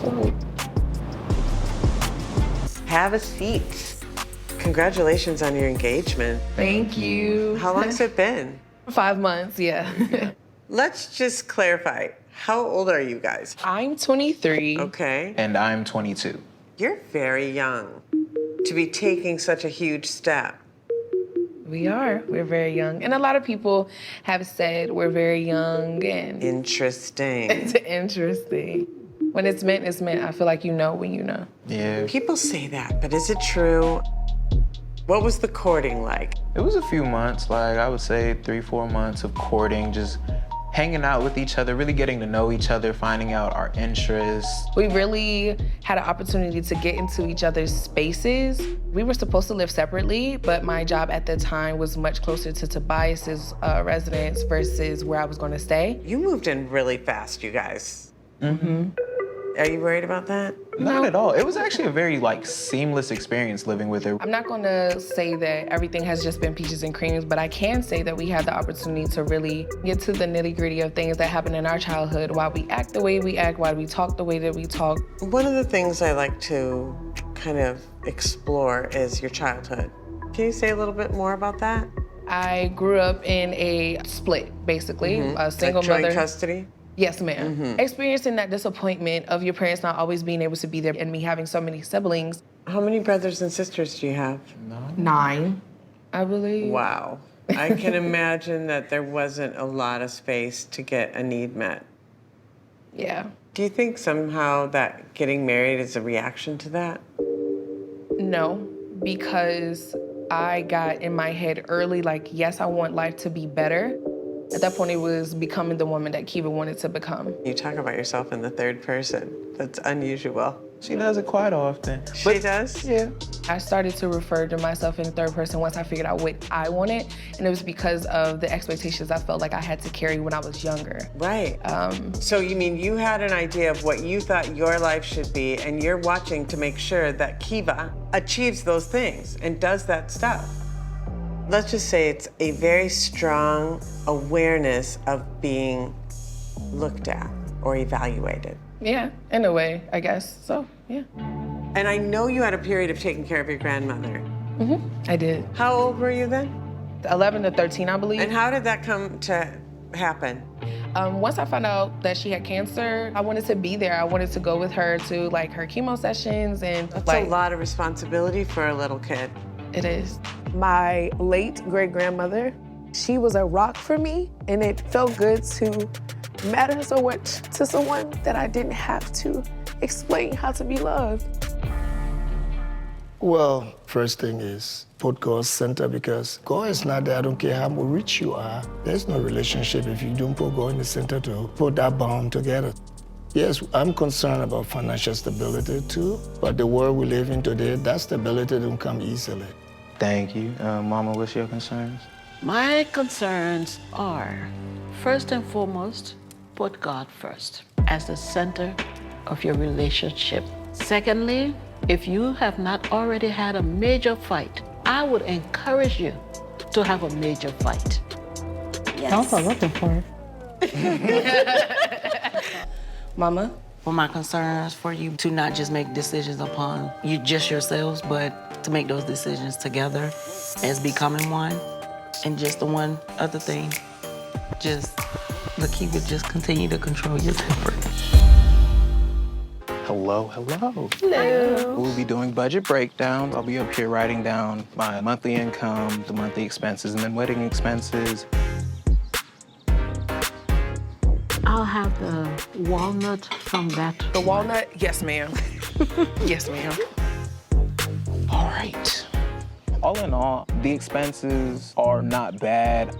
We moved back in with my parents to actually like save and put towards the wedding and be able to pay for everything and still have a very solid savings. Okay. What about extracurriculars? Right now, we were really trying to focus on like staying in and saving for the wedding, getting things paid down for the wedding. God was always very important for me. In the Bible reading, God has a better future for me. His will be done, and his will for me will be a better life. And I believe that wholeheartedly. Another part of my upbringing, my parents were high school sweethearts that didn't make it. It kind of broke me in a way. I did have a temper because I was so emotional. Out of pain, hurt, and disappointment came anger. And sometimes I didn't have any other outlet to release those emotions. Talking is the key to everything. If Lakeith shuts down emotionally, what actions will you take to get a conversation going? Nowadays, it's not really hard. Like, when she gets upset, she'll take like 2-3 minutes and be like, okay, babe, this is what's wrong. And we go from there. Like, it's always very like easy conversation once we get past the initial emotion. Have you and Tobias had a fight? God, I hate to call them fights. We had... Misunderstanding, let's Yeah, say. yes, a very big misunderstanding back in August. I feel like that was the roughest obstacle that we had to overcome. And instead of shutting down, we just listened and understood that it's literally us against the problem. And we would cry together, but we would also pray together. And that's why I say, like, that is my best friend. I'm happy to hear that you've had a major fight and you have both been able to look at what can we do differently. Because if you don't have a fight, you don't know how you will respond if there's ever one. During that time frame, all I really wanted was my mom and my dad. But no matter what, That was the time that I built my relationship with God. And if I wasn't there, I don't know how my relationship would be now. Because I had to lean on God when I felt like my parents sometimes didn't want me. I felt like I was too much. So I felt like my Nana was gonna accept me and my personality and who I was all in one. So it was kind of challenging, but I thank God for it. It made me who I am. And like, sorry. There were times where I just wanted to be held. I just wanted to hear you are enough. But yeah, there's that.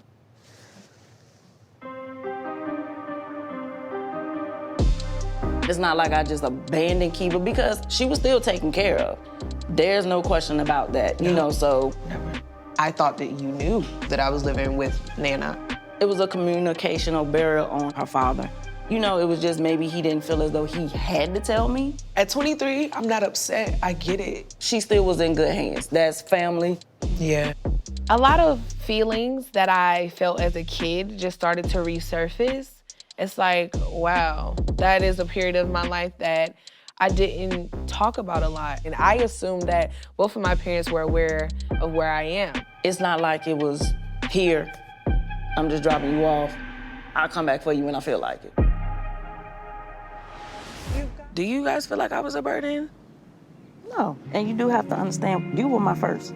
I was still learning to be a parent. And you gotta remember, your grandparents were babies when they had me. My parents were my grandparents. It's always been we were young parents, we didn't know any better. I feel like y'all never took accountability for how I was hurting, in a way still am. Leaving us with our grandparents and things of that nature, we want y'all. That like no one else can really substitute our parents. I want to go through what got me to Nana's house, or like the period where I went to go stay with Dad. I black it out because it wasn't a good time in my life. Because I wanted to be a better mom, of course. I was living with a friend. I wasn't even staying with my mom because I was still trying to stay stable for me and my kids. So once that came about, that's why I decided she's with her dad. There were moments where I wanted you and Daddy to say, I want to spend time with you. I don't care if we were homeless and together, Mom. That would have been better than feeling the emptiness inside that I felt.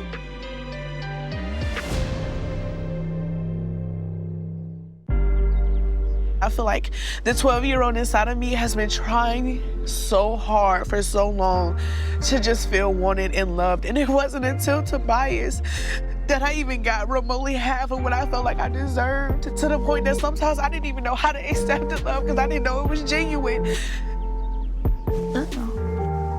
And I do apologize. And my mindset wasn't the same then. You know, I wish I would have known back then, you know, she do need to be with you more. I have been through hardships as being a single parent, but I'm wishing that I knew more and that I was able to actually give her that so that she didn't feel unwanted. And I apologize. I am sorry. Together, I need us to work past this generational curse. Trust and believe, that's already in my mind.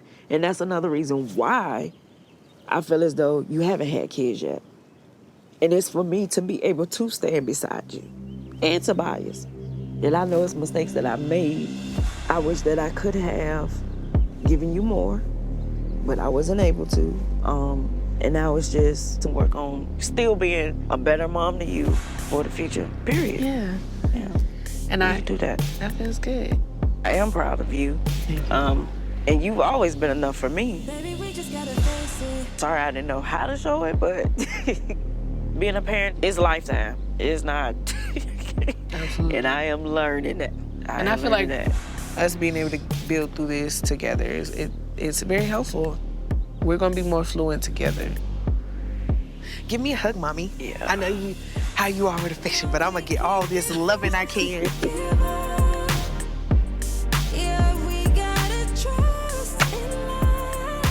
Seeing tears of a strong woman who doesn't cry that often is a powerful thing. Now I'm feeling we are on this track to better for her future grandkids, myself, my relationship. I'm feeling relief that that burden of the world that I always try to carry, it felt like it finally sliding off of me. So, Lakiva, yes, you had to sit down and talk to your mom. Yes. What happened in that conversation?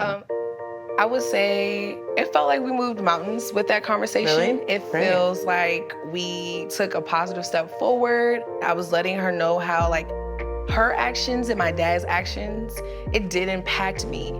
She said sorry, and that sorry felt very powerful. It was relief.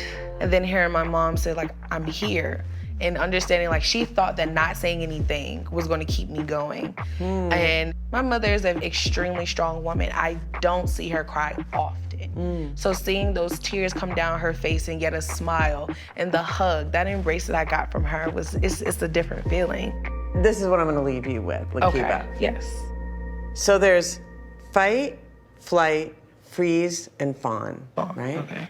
Fawn is to manage, Okay, got you. Go, oh, it's okay, And I think part of what you've had to do with your mom is fawn.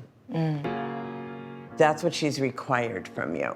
Right. So when that happens, I'm gonna say, as a little child, you learned, oh, I gotta get mommy to come back. In fact, it was her responsibility to take care of you, and it is okay that you're holding her accountable. So in order to continue this growth, be aware of when you're doing that and to just pull back when you notice yourself doing that. That makes a lot of sense. Like you said, it starts with that Where awareness. you're gonna have to let them feel uncomfortable. Yeah. And that's gonna make you feel uncomfortable. I But he'll be there for you when it comes time to feel uncomfortable. Right. You won't have to bear it alone. Yeah. All right, family. So Jerry, do we have your blessing? Initially, I did come with concerns. The first being with communicating about the past and past hurts. And you guys were too young to get married. But through this experience, I have learned that love looks different, even age-wise. As far as my blessing goes, you have it. Thank you so much. Sierra.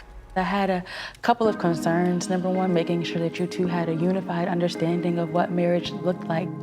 And lastly, making sure that you guys walked into this world and into this marriage with financial stability. Being here has really showed me that you two truly do love each other. So I think that when it comes to my blessing, you definitely have it from me. Thank you. All right, Mom, do we have your blessing? Initially, my concerns for you all were Lakiva's temper. But through the last couple of days, to know that Tobias has taken my baby's heart and just held on to it. And for her to have found love, it's wonderful. When it comes to my blessing, you all have my blessing. Thank you. Thank you, Mom. I'm Skye. And I'm James. And we're getting married. No, but you gotta do it on cue. Do it together. I'm Skye. And I'm James. And we're getting, see where you, I'm Skye. And I'm James. And we're getting married. That's it right there? I feel like we're yelling. I feel like I'm yelling. We've been together for over a year now. We both went to university in Daytona Beach, and they were having a homecoming event. He said, hey, Skye, from across the party. And that was it. And then we never stopped talking. We've been like that ever since. All right, going into this week, I'm a little excited. I'm kind of a little nervous. I don't know what to expect. Congratulations on your engagement. Thank you. Thank you. How long's it been? 5 months, how long? Yeah. Okay. Yeah. Tell me about the proposal. Literally after his speech, after I say yes, before I could even kiss him, my dad jumps into the pool. I just hear a splash. Like, I'm like, what the heck? Is somebody thrown in the pool? Then I see my dad looking like he's gasping for air. Like, he has like very bad eyesight, so like his glasses are off. He's looking for his glasses. It's just a complete like disaster. I'm like, this is so embarrassing for us. Wow. So we just packed up and we just went home. That's not the dream. No. Yeah. Stressful. With him jumping in the pool, he was under the influence. So he drinks? Yeah. Ever since the proposal, apparently he has been fasting from alcohol. But that's something that bothers me like a lot when it comes to my father. My dad started abusing like alcohol and other drugs. I definitely noticed at like 6, 7 years old that something is off. My mom, after she was with my dad, she remarried. How old were you when they got divorced? Maybe 5. It's me and my brother from my father, and then she has a daughter from her late husband. He actually was like very abusive. But he passed, which is honestly, as bad as it may sound, I feel like that was the reason why we got out of that situation. Has your mom ever dealt with it, like in therapy? No. Wow. How do you feel about the healing that James needs from his father's passing? I feel like he has not healed. It's been years, but it seemed like it would happen last year. So yeah. It bothers me that he hasn't got any help, and it's been almost 6 years. James, how did your father die and how old were you?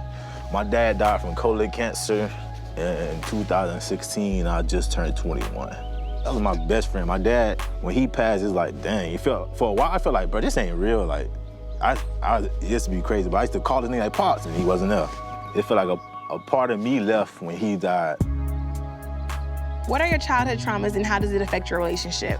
We suffered from like years of like, you know, a household with domestic violence. I didn't just like see it once or twice or something, like it was often. It was like every week, like all the time. Like, so. Do you think like you two kind of bonded because you both suffer from like traumatic issues that happened in the past?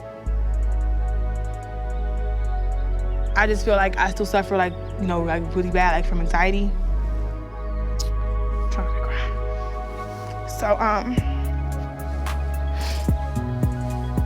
like it's right now, it was like a big like boom, like out in the field.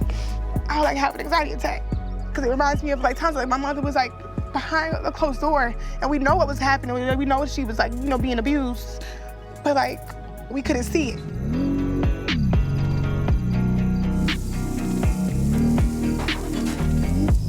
You're not drinking tonight, right? Don't tell me, don't you know? I didn't say, look, you finna get defensive. I just said you wasn't drinking, right? Not. It was a question for him, it wasn't I like... might need a beer. Okay. I'm about to give me a shot. What you at this? That's what I'm talking about. You gotta be alert. I am alert.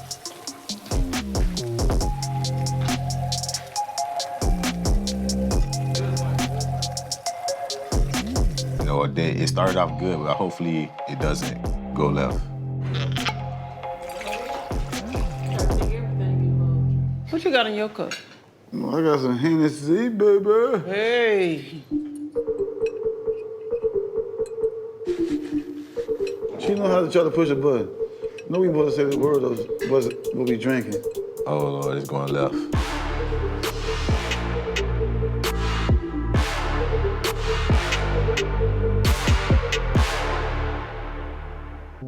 Growing up, like, I had to, like, just be strong. Like, one time I remember telling you, Mom, that I was, like, afraid to hug you. Because sometimes when I would come to you, like, be like, are you okay? Are you good? I'm good. I'm good.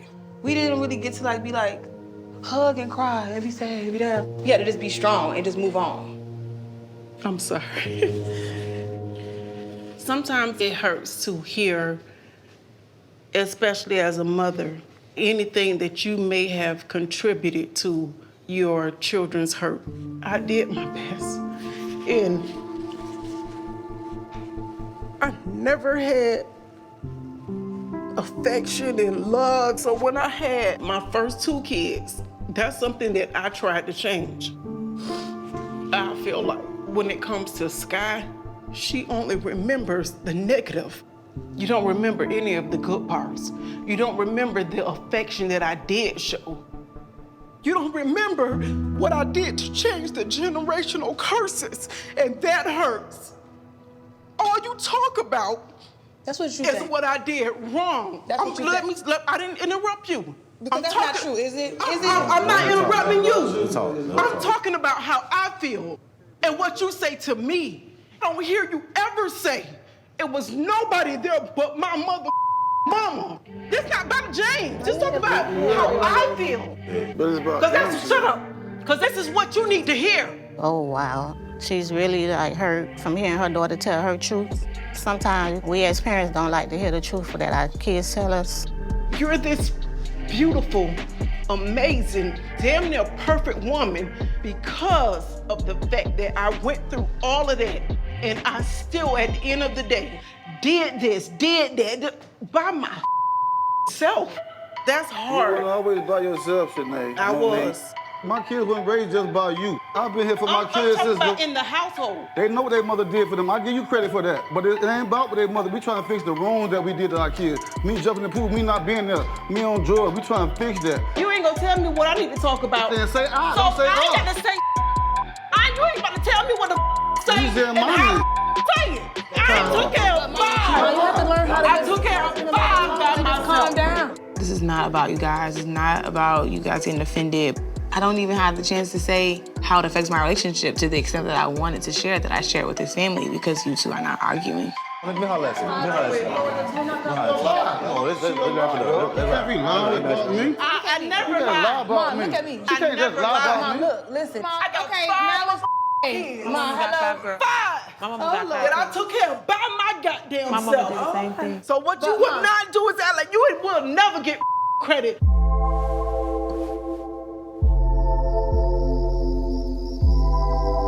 At first, I was always around because me and your mother was together. So when we separated, your mother had custody over y'all. And I didn't want to take y'all from your mother by trying to go to court. You know, I can't force your mama to do what she don't want to do with me when she got other men in her life. To me, what you're saying is like you really didn't care. No, like, I okay, did if care. your mama, she got other people, she got other relationships, Okay, I got I'll other tell you relationships, I got this. other We kids, can so I'm listen to gonna the move book. on. I can't change what me and your mother went through when you was a child. I apologize for it, but my actions and what I did, the way that I had dealt with you and Georgia then, you know, it was mistakes made. If you don't believe I love you, I'm gonna tell you I do. If you don't think I cared back then, I did. If you don't think that hurted me not being with my kids, it did. I wanna make our relationship better going forward. Hopefully if y'all have grandkids, I could be in their life more than I was in your life. I'm going to, allow you to show me that you have, you are progressing and you're gonna do better. Something that has affected me my entire life is your substance abuse problem. Especially when it comes to alcohol. I have been patient. The final straw was the engagement. I love who you are when you are sober. So I would like to see you like that, not just 50% of the time, 100% of the time. I do not want to lose my father because your substance abuse habit comes for your children and even yourself, that you will literally kill yourself drinking the way that you do. You're my only daughter, and I love you, and I don't want to see you hurt. I know that you don't want me to ruin your way. Moving forward, as that jumping in the pool and getting drunk, that's over. It's not the best conversation, it's not the easiest conversation, but I feel like my dad and I are definitely going to take some steps forward into building our relationship. Can't pick our parents, and I love him regardless. I just want him to do better and be better.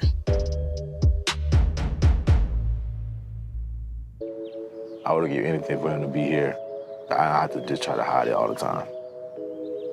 And one person you may not be able to hide it from, obviously, is yourself, and then when you get married.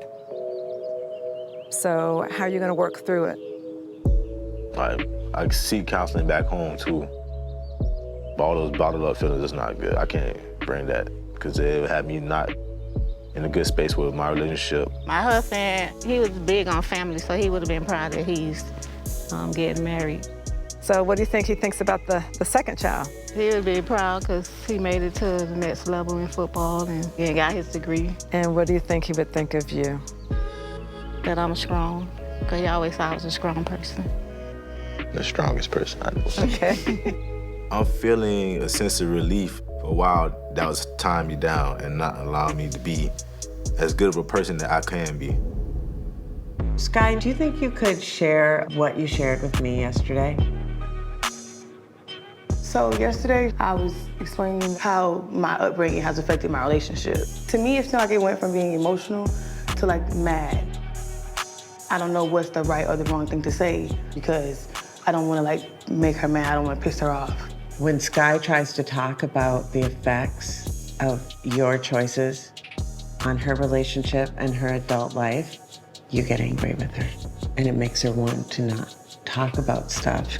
I just get emotional because I know that my children went through a lot because of my choices, and that hurts me. I'm sure. But I'm definitely not angry or mad to the point where we can't continue to have that conversation. I think the reason Skye felt like you were mad at the dinner table is because you were cursing and unregulated. What do you think you can do to help it feel more safe for her? I mean, honestly, the only thing that I think I could do is just be quiet. But can I just reframe that slightly for you? It's not be quiet like in the sense of just like zip it or like shut up, you know? It's be quiet in the sense of witnessing. Can you just witness whatever she's expressing? And you know, we really just do kind of what was done to us. And I want you to take care of yourself. Because there's a little Monique in there, and she has been terrorized by some people.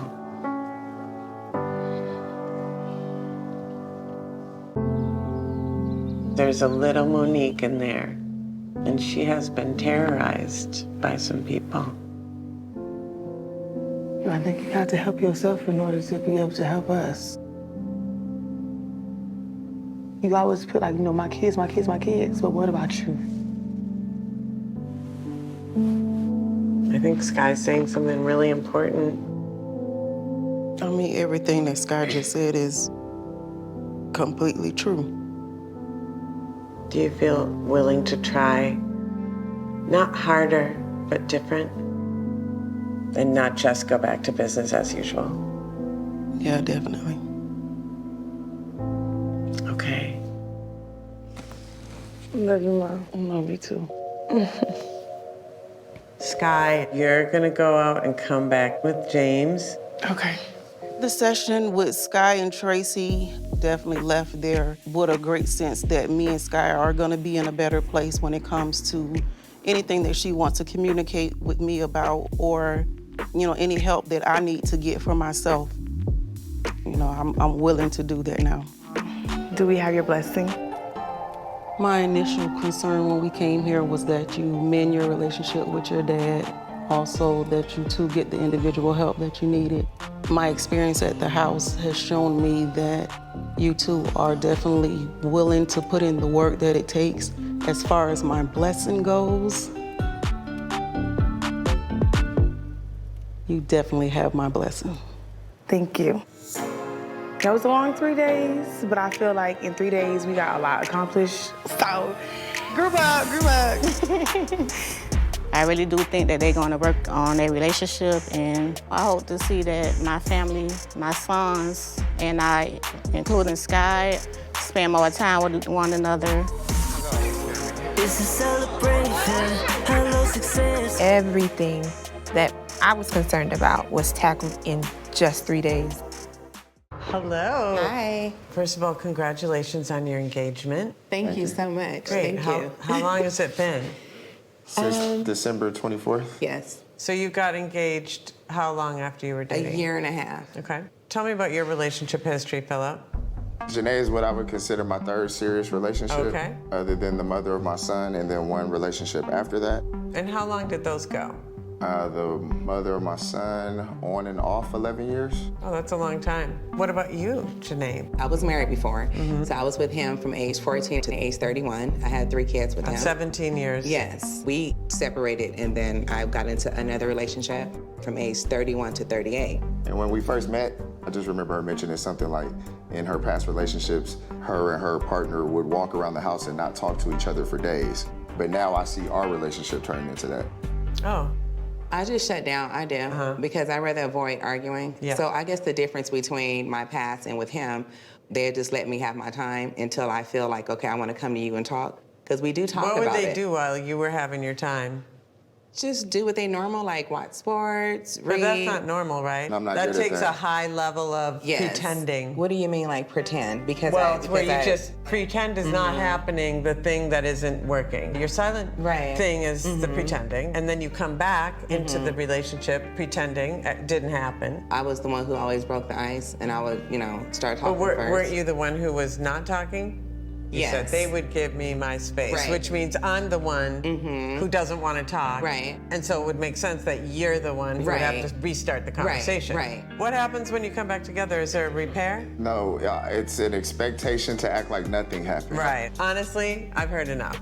Okay, I've heard enough of this dysfunctional pattern. Nobody's gonna stay married doing that. Gonna have to learn something new there. How are you supporting his sobriety? Okay, well, in the beginning, when he got on the ankle bracelet, I joined him for about roughly 2 months, and then I asked him, when we go to like social gatherings, is it okay if I have a drink? And he said, yeah. So I still drink. The part that did bother me was when she said she was going to stop, and then she decided to start again. She never wanted to stop. That sounds right. Like, you don't want to stop drinking. That's what I got, right? Or you would have. I mean, I don't want to completely stop drinking because of the lifestyle we live. These two things are incompatible. So you're either gonna acknowledge that they're incompatible, or you're gonna pretend that you could just keep doing this and there's not gonna be a problem. And if the plan is, well, pretending, I'm not gonna sit here and go along with that. Hi, fam. How you doing? I'm good. We're gonna be doing a task called Fears in a Hat. So let's begin. Okay. All right. Do you think Janae loves you unconditionally? I believe she does. Our challenge is when we have a conflict, she doesn't receive the information that well. She can attack and say some pretty mean things, and it comes across as if she doesn't care. What if you're incorrect, or what if she feels like you're incorrect? Does she have to like go with everything you say? No, absolutely not. Would you ever consider going sober? Yes, I will definitely consider going sober. I feel that I probably should not be drinking in front of him. I don't want to be that reason why he had a relapse because I chose to continue to drink. Next question. Do you trust Janae? I trust Janae, but it's hard to have trust with somebody when if I feel like I need a conversation or I need to tell you something's bothering me, if I feel like you're gonna blow up on me or get angry, it's hard to trust you in those situations. So I feel alone sometimes when I'm like in need of a friend or a hug. That's more like not being able to be open and be able to voice how you feel, but trusting somebody. Do you trust her with your life? Do you trust that she's honest all the time? Do you trust that she's gonna be the wife that you need her to be? As far as infidelity, I do trust Janae wholeheartedly. Okay. It's just like, can you be there when I need you? Got you. but the cheating and stuff, So it's well-rounded, that is the emotional part. yeah, like I trust her wholeheartedly with that. So, I got one question. About the other night, who was it that kicked my sister out the house? If it's 1:30 in the morning in my woman's household, where I'm at all the time, I have the right to ask what's going on with all that noise down there. Okay. But the person who's receiving that gets an attitude and starts calling me a that's a problem for me. And then it's not getting handled. That's where I feel like boundaries need to be set. Right. And unfortunately, I feel like it's never going to be resolved because there's nobody who feels the need to resolve it. But if you feel that way right now, how are you gonna get married if she's never gonna feel like there's an issue? But you clearly feel like there is. That's one other one. Yes, I asked about who kicked my sister out the house the other night and how did that go about, because I was very curious. And I could tell from the question, who kicked my sister out, that he had no idea of what transpired or how it happened. He's only hearing what he heard.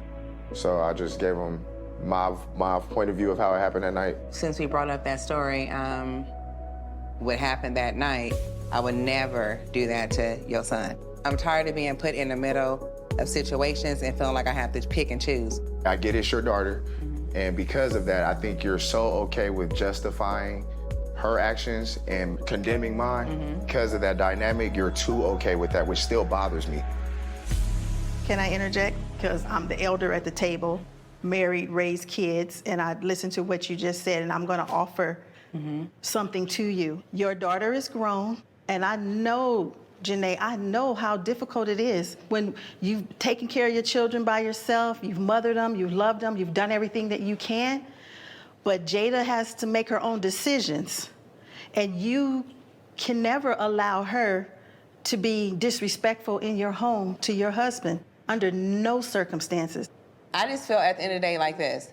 He has so much to say about what Jada doing and trying to tell me how to parent my daughter. Changing the subject. No, it's not about excuse that. me. You just brought up other stuff. So therefore, he has so much opinion about how I should be with my daughter. But I feel like, how you gonna tell me how to raise my children or my daughter when you have absolutely no relationship with your son? That's incorrect. So no, that is totally That's your correct. opinion. That's your opinion. But Janae, that's a dart. That's throwing a dart. No, that's throwing a dart when we're talking about. And this is what I gotta deal with and stay respectful. Please, he was playing the victim. You throwing darts for no reason. I started feeling like I couldn't talk. I started feeling like she was throwing darts to be mean. It's not a conversation, so why keep talking? The truth hurts. And when the truth hurts, sometimes people can't handle it, so then they get up and they walk away. Let me ask you this, Janae. Do you notice a difference in how he's managed his anger since he stopped drinking? Nope, same way. Can I say this real quick? The challenge that I've had in the past with that I've realized about myself is I have a thing about wanting to be heard. And I understand when people don't feel heard, they do yell, all right? However, that yelling is still a choice. Right. There's still a moment in there where you can say, I do not need to yell. I think for you, this anger it's something that goes deep. It's not being heard your whole life. You're attempting to make strides in terms of managing anger and emotions and yelling. That becomes your individual work. And then, what is it about you being in a relationship with a man where you're not meeting his emotional needs? Like, what is happening there? Right. You both have to do that deep dive.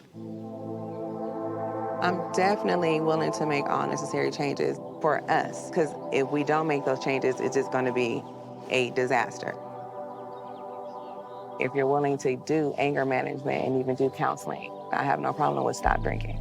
There's so much work to do here around alcohol, around maintaining sobriety. So that's a key issue. Even for you, Janae, are you actually able to be there as an emotional presence for people? If he's doing his work, you got to do yours. Okay. And I would say put the brakes on this one for a minute. You are not two people who should be getting married anytime soon. I have concerns here. When Dr. Romney said that we should put a hold on getting married, you don't want to hear that, because that's not what you want to do. Got work out of you. Okay. All right? Okay. But we have someone else coming up now to join us here. So you stay, Philip. But it did weigh heavy on me a lot, so I want to make the changes to show people that I can be better for myself. Hi, how are you? You're Philip also, yeah? Yes. I am. It's nice to meet you. I'm Dr. Romney. I've gotten to know your dad a little bit because I've been talking with him for a while. Tell me a little bit about you and what kinds of conversations do you want to be having with your father? So, I think the biggest thing was how during my childhood you weren't around and how I felt about you for a really long time. Being around you was kind of difficult with like all the drinking and all the smoking, and it made me not really like the time that we spent together.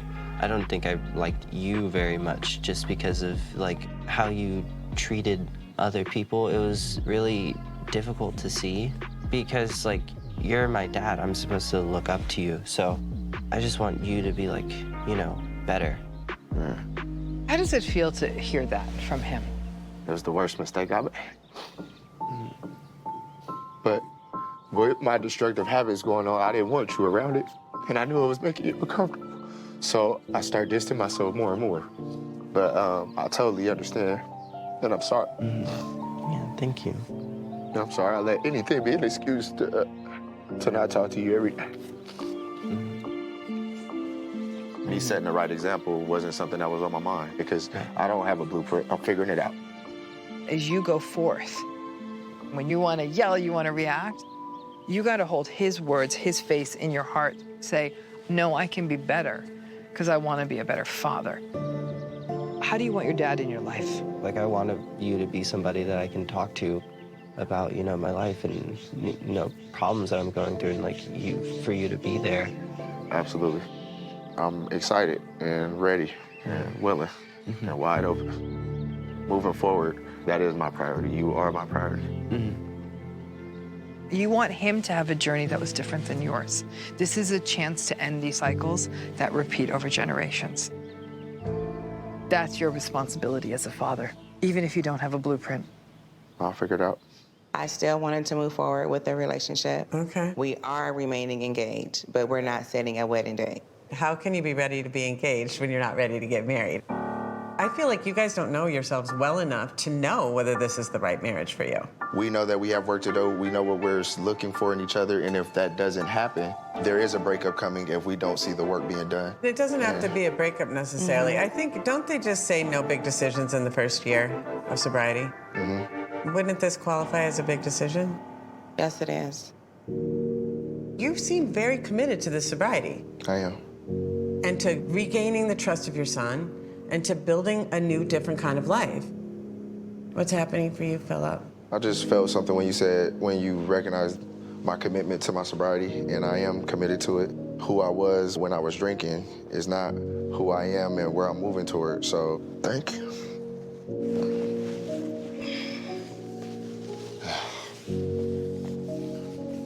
I think that's what it sounds like to support someone's sobriety. And Janae, the question you need to ask yourself is that what I want for my life? And if you don't, then you let him go. At this time, we have decided just to postpone on our wedding date, to take the time to work on ourselves first, take counseling. We want to reflect on the people that we have hurt, and then we also want to just work on ourselves. And we appreciate you for being open and honest and transparent during this, because I know it's been tough. I think that is perfect for laying the framework for when you guys eventually do decide to get married and to further your relationship like that. I feel like you guys both committed to doing the work. I'm excited to see the work be done. I'm proud of you guys for making that decision on your own, because that's not easy. It will benefit you in the long run. Thank you. You know, baby, I'm looking forward to doing the work with you. I'm still 100% in. And I'm definitely going to put the work in. I'm definitely going to commit 100%. We thank you all for being here, a part of this experience. And if we could just come in for a group hug.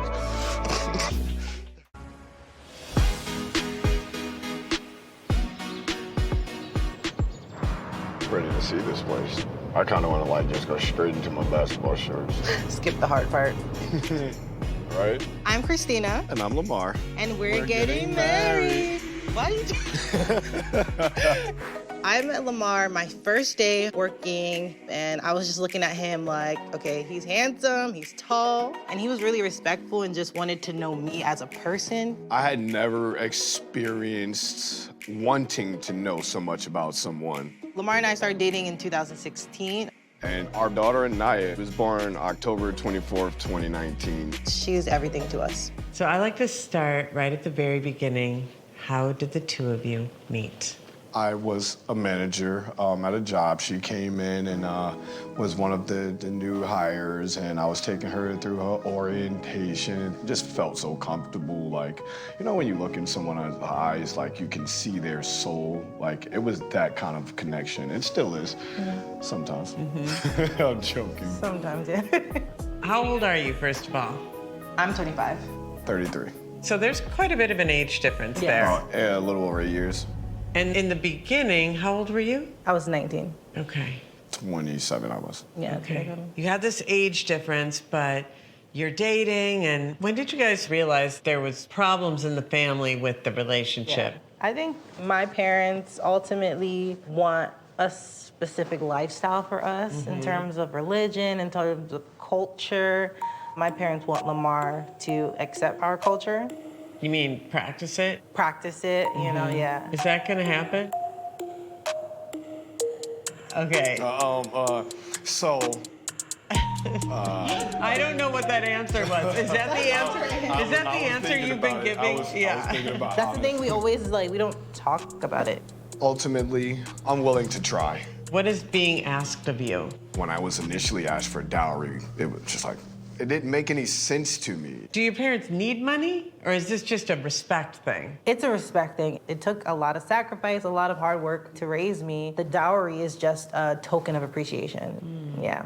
I think another thing that he doesn't understand with my culture is the fact that we like to celebrate a lot. We love to party, we love to have a good time. You don't like parties? I'm not a really big partier, and every time there's family events, they'll see that I'm kind of always quiet and off to the side. But I'm actually that same way at most places. But I think they think it's because I don't want to be around them. Oh, like they take it personally? Yeah. And every time he comes over to my parents' house, like, they can tell there's tension. What was your childhood that you're bringing into this relationship? Rough. Really rough. Poverty. When I say poverty, I mean dirt poor. It was 2 drug addict parents. That 80s drug epidemic got both my parents. There was times where we were actually getting ready to be taken away from my mother because she hadn't even been home in, 4 or 5 days at a time sometimes, I was really scarred, And I know your mom just recently passed. Yeah. Losing her, one thing I can say, she was extremely loving. No matter how much she was able to provide for us anything, there was no question about what love feels like. Interesting. Yeah, so the childhood was one of them things really hard for me to talk about. I don't really do these kind of talks ever. If I start to not like where the conversation is going, I'm quick to just stop having it. Okay. I just want to say to you, so I was a foster child, I was given up, I was in 20 homes, and I don't celebrate anything. And the reason is because it brings up all this grief around all the celebration that never happened. It's like you don't want to feel that grief, and it's unconscious, it's so buried. But the healing is here if you're here for the healing. What are your plans for religion? I honestly strayed away from religion because I felt ashamed. My sister was so active in our church. She was loved by everyone, and then as soon as she got pregnant out of wedlock, I saw how they treated her. I got pregnant out of wedlock, and I felt pretty embarrassed, but I built such a strong connection and relationship with God that I want Anaya to have. And then we're practicing that, and I too need to. And that's enough. That foundation can supersede a lot. Yeah. Lifestyle year 1. I hear that you want Anaya to be into Christianity. I was raised in a Christian home, but my mother allowed for me or my brothers to choose which religion we believed in. There is no two way about it. It's either Christianity or Muslim. I'm neither nor. The process is going to be a Christian eventually. No, but I do believe my beliefs should not be pushed upon my daughter nor my wife, which I tell her all the time. Okay, so. That's good. Can you please explain the dowry? Who does the funds go to? Okay.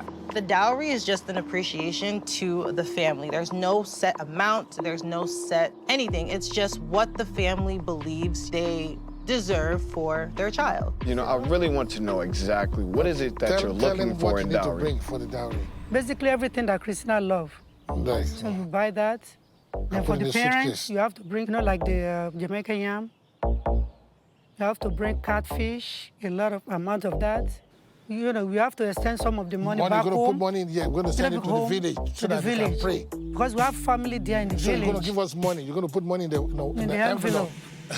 Exactly. How much? Maybe about $10,000 because you're going to buy gifts for the... $10,000. Yeah. So about $10,000. Yeah.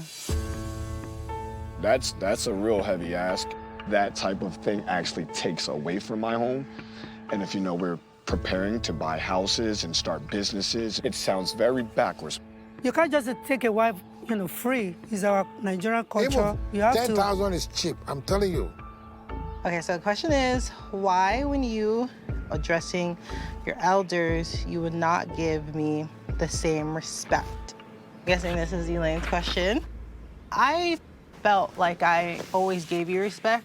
All I know was your sister said, Elaine doesn't like Christina. It's not that I don't like you, Christina. It's when you introduced me to your friends, you didn't introduce me as Lamar's aunt. It was Anaya's caregiver. Is that how you felt? The reason why you came to live with us wasn't because you are Lamar's aunt and maybe you needed help. It was because we needed you there to help The reason Anaya. I came there was because I was Lamar's aunt and you needed the help. Christina, there are cultural differences. As African-American women, your nephew calls, says, Auntie, come help me. Yeah, you do that. We're family. We often take care of our nieces and nephews. At no point in time would she or I, even if you paid us, be considered a caretaker. I never called you a caregiver, though. Christina, come on. And that's why you didn't like me. No, that's not why I didn't like you. Some things that went on in you and Lamar's house. Okay. The cursing. Okay. The tantrums. Okay. The disrespect.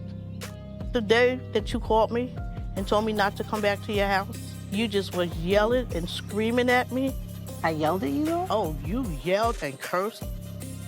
I don't think that's what happened, though. You know you have a temper. You know you have a tantrum. We all do. No. Jean, you didn't live in that house. Shamar, you didn't live in that house. What about your task, Christina? Because the circumstances under which Elaine left, I also think contributed to this situation. Because she wants to be auntie. That's a beloved, warm, can do no wrong position, and she felt kicked out. Now I'm thinking about it, I'm like, yeah, maybe I could have done it in a better way. Once I found out that she didn't like me, I was like, well, I don't like her. And I think I wanted her to hurt because I felt hurt. There you go. Yeah. That's honest. Yeah.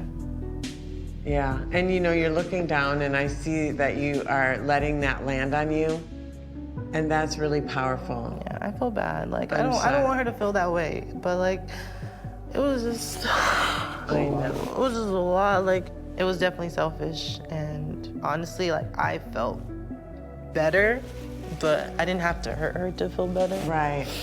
It feels like there's so much understanding that can come about now if the two of you would be able to sit down. I think so. So Christina, I want you to sit down with Auntie Lane and offer her an apology. And then Lamar, I want to have you and your family sit down with Dr. Allie. She's a trauma expert. I would like for you to talk about some of the experiences that you guys have been through as a family and how some of those childhood experiences are impacting the way you're relating in the relationship with Christina.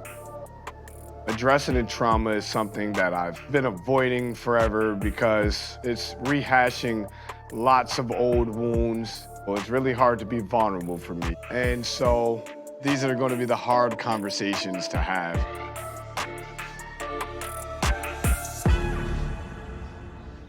Honestly, like, when I heard, I don't think Elaine likes you. In that moment, I was hurt. I just didn't understand it, and it was a lot of pressure. As a Black career woman and trying to start a business, I was already overwhelmed. I think I definitely went about the whole situation wrong. It was a selfish thing on my part because I just wanted to protect my peace, and me protecting my peace hurt you, and I'm sorry for that. I accept your apology. And I think you staying with us was a blessing, and I don't want you to ever feel like we didn't appreciate you because we were, trust me, like, it was a big deal for us. I thank you for that. I was shocked that she admitted she was wrong. It's like I got a burden lifted off my heart. It's not a big rock anymore. The rock has turned into a pebble. I know your heart is good. I wouldn't be as passionate with you if I didn't see your potential. I feel like now we can put that aside and just build our relationship from, you know, new and get to know each other a little bit better. Moving forward, I'm definitely going to put in a lot of effort in making her feel a little bit more comfortable and making her feel like she's a part of the family. I love you. So we're Bill, I love you too. That was my safe place. What were you feeling when you were sitting in the park? Cried every day. Mm-hmm. Yeah, every day. You felt lonely? Broken. All I wanted was to be perfect, but I made mistakes. And every time I did, it felt like triple the problem. So how did that evolve for you? It became lots and lots and lots of anger, resentment, depression. How are the two of y'all feeling right now? I feel terrible because, you know, this is what I do every day with other people's children as Child Protective Services, and I can't even save my own family, and I feel bad, and I'm sorry, guys. It's not your fault. What are you feeling now? Sorrow, sad. You are normal. You're a human that's functioning the way a human functions. You were just taking in a lot of things from the perspective of trauma. You were immersed in trauma by a mom that you loved but could not be there for you. When you're a kid, you can't feed yourself, you can't bathe yourself, you can't take care of yourself, you can't do anything. And so if this person who's supposed to be caring for you can't, Nothing was wrong with you feeling that way. I think fighting, never wanting to do therapy, and just not being open caused that problem to prolong for probably maybe a decade longer than it needed. Therapy is one route to healing. It's not the only route. It helps. It helps a lot. This conversation here alone And helps. I would definitely recommend that you find somebody in the future. You'd thrive even more. I agree. So consider it. Oh, I have. I've already made a decision. I feel so relieved to finally be able to express some of that pain to the people that I always hid it from.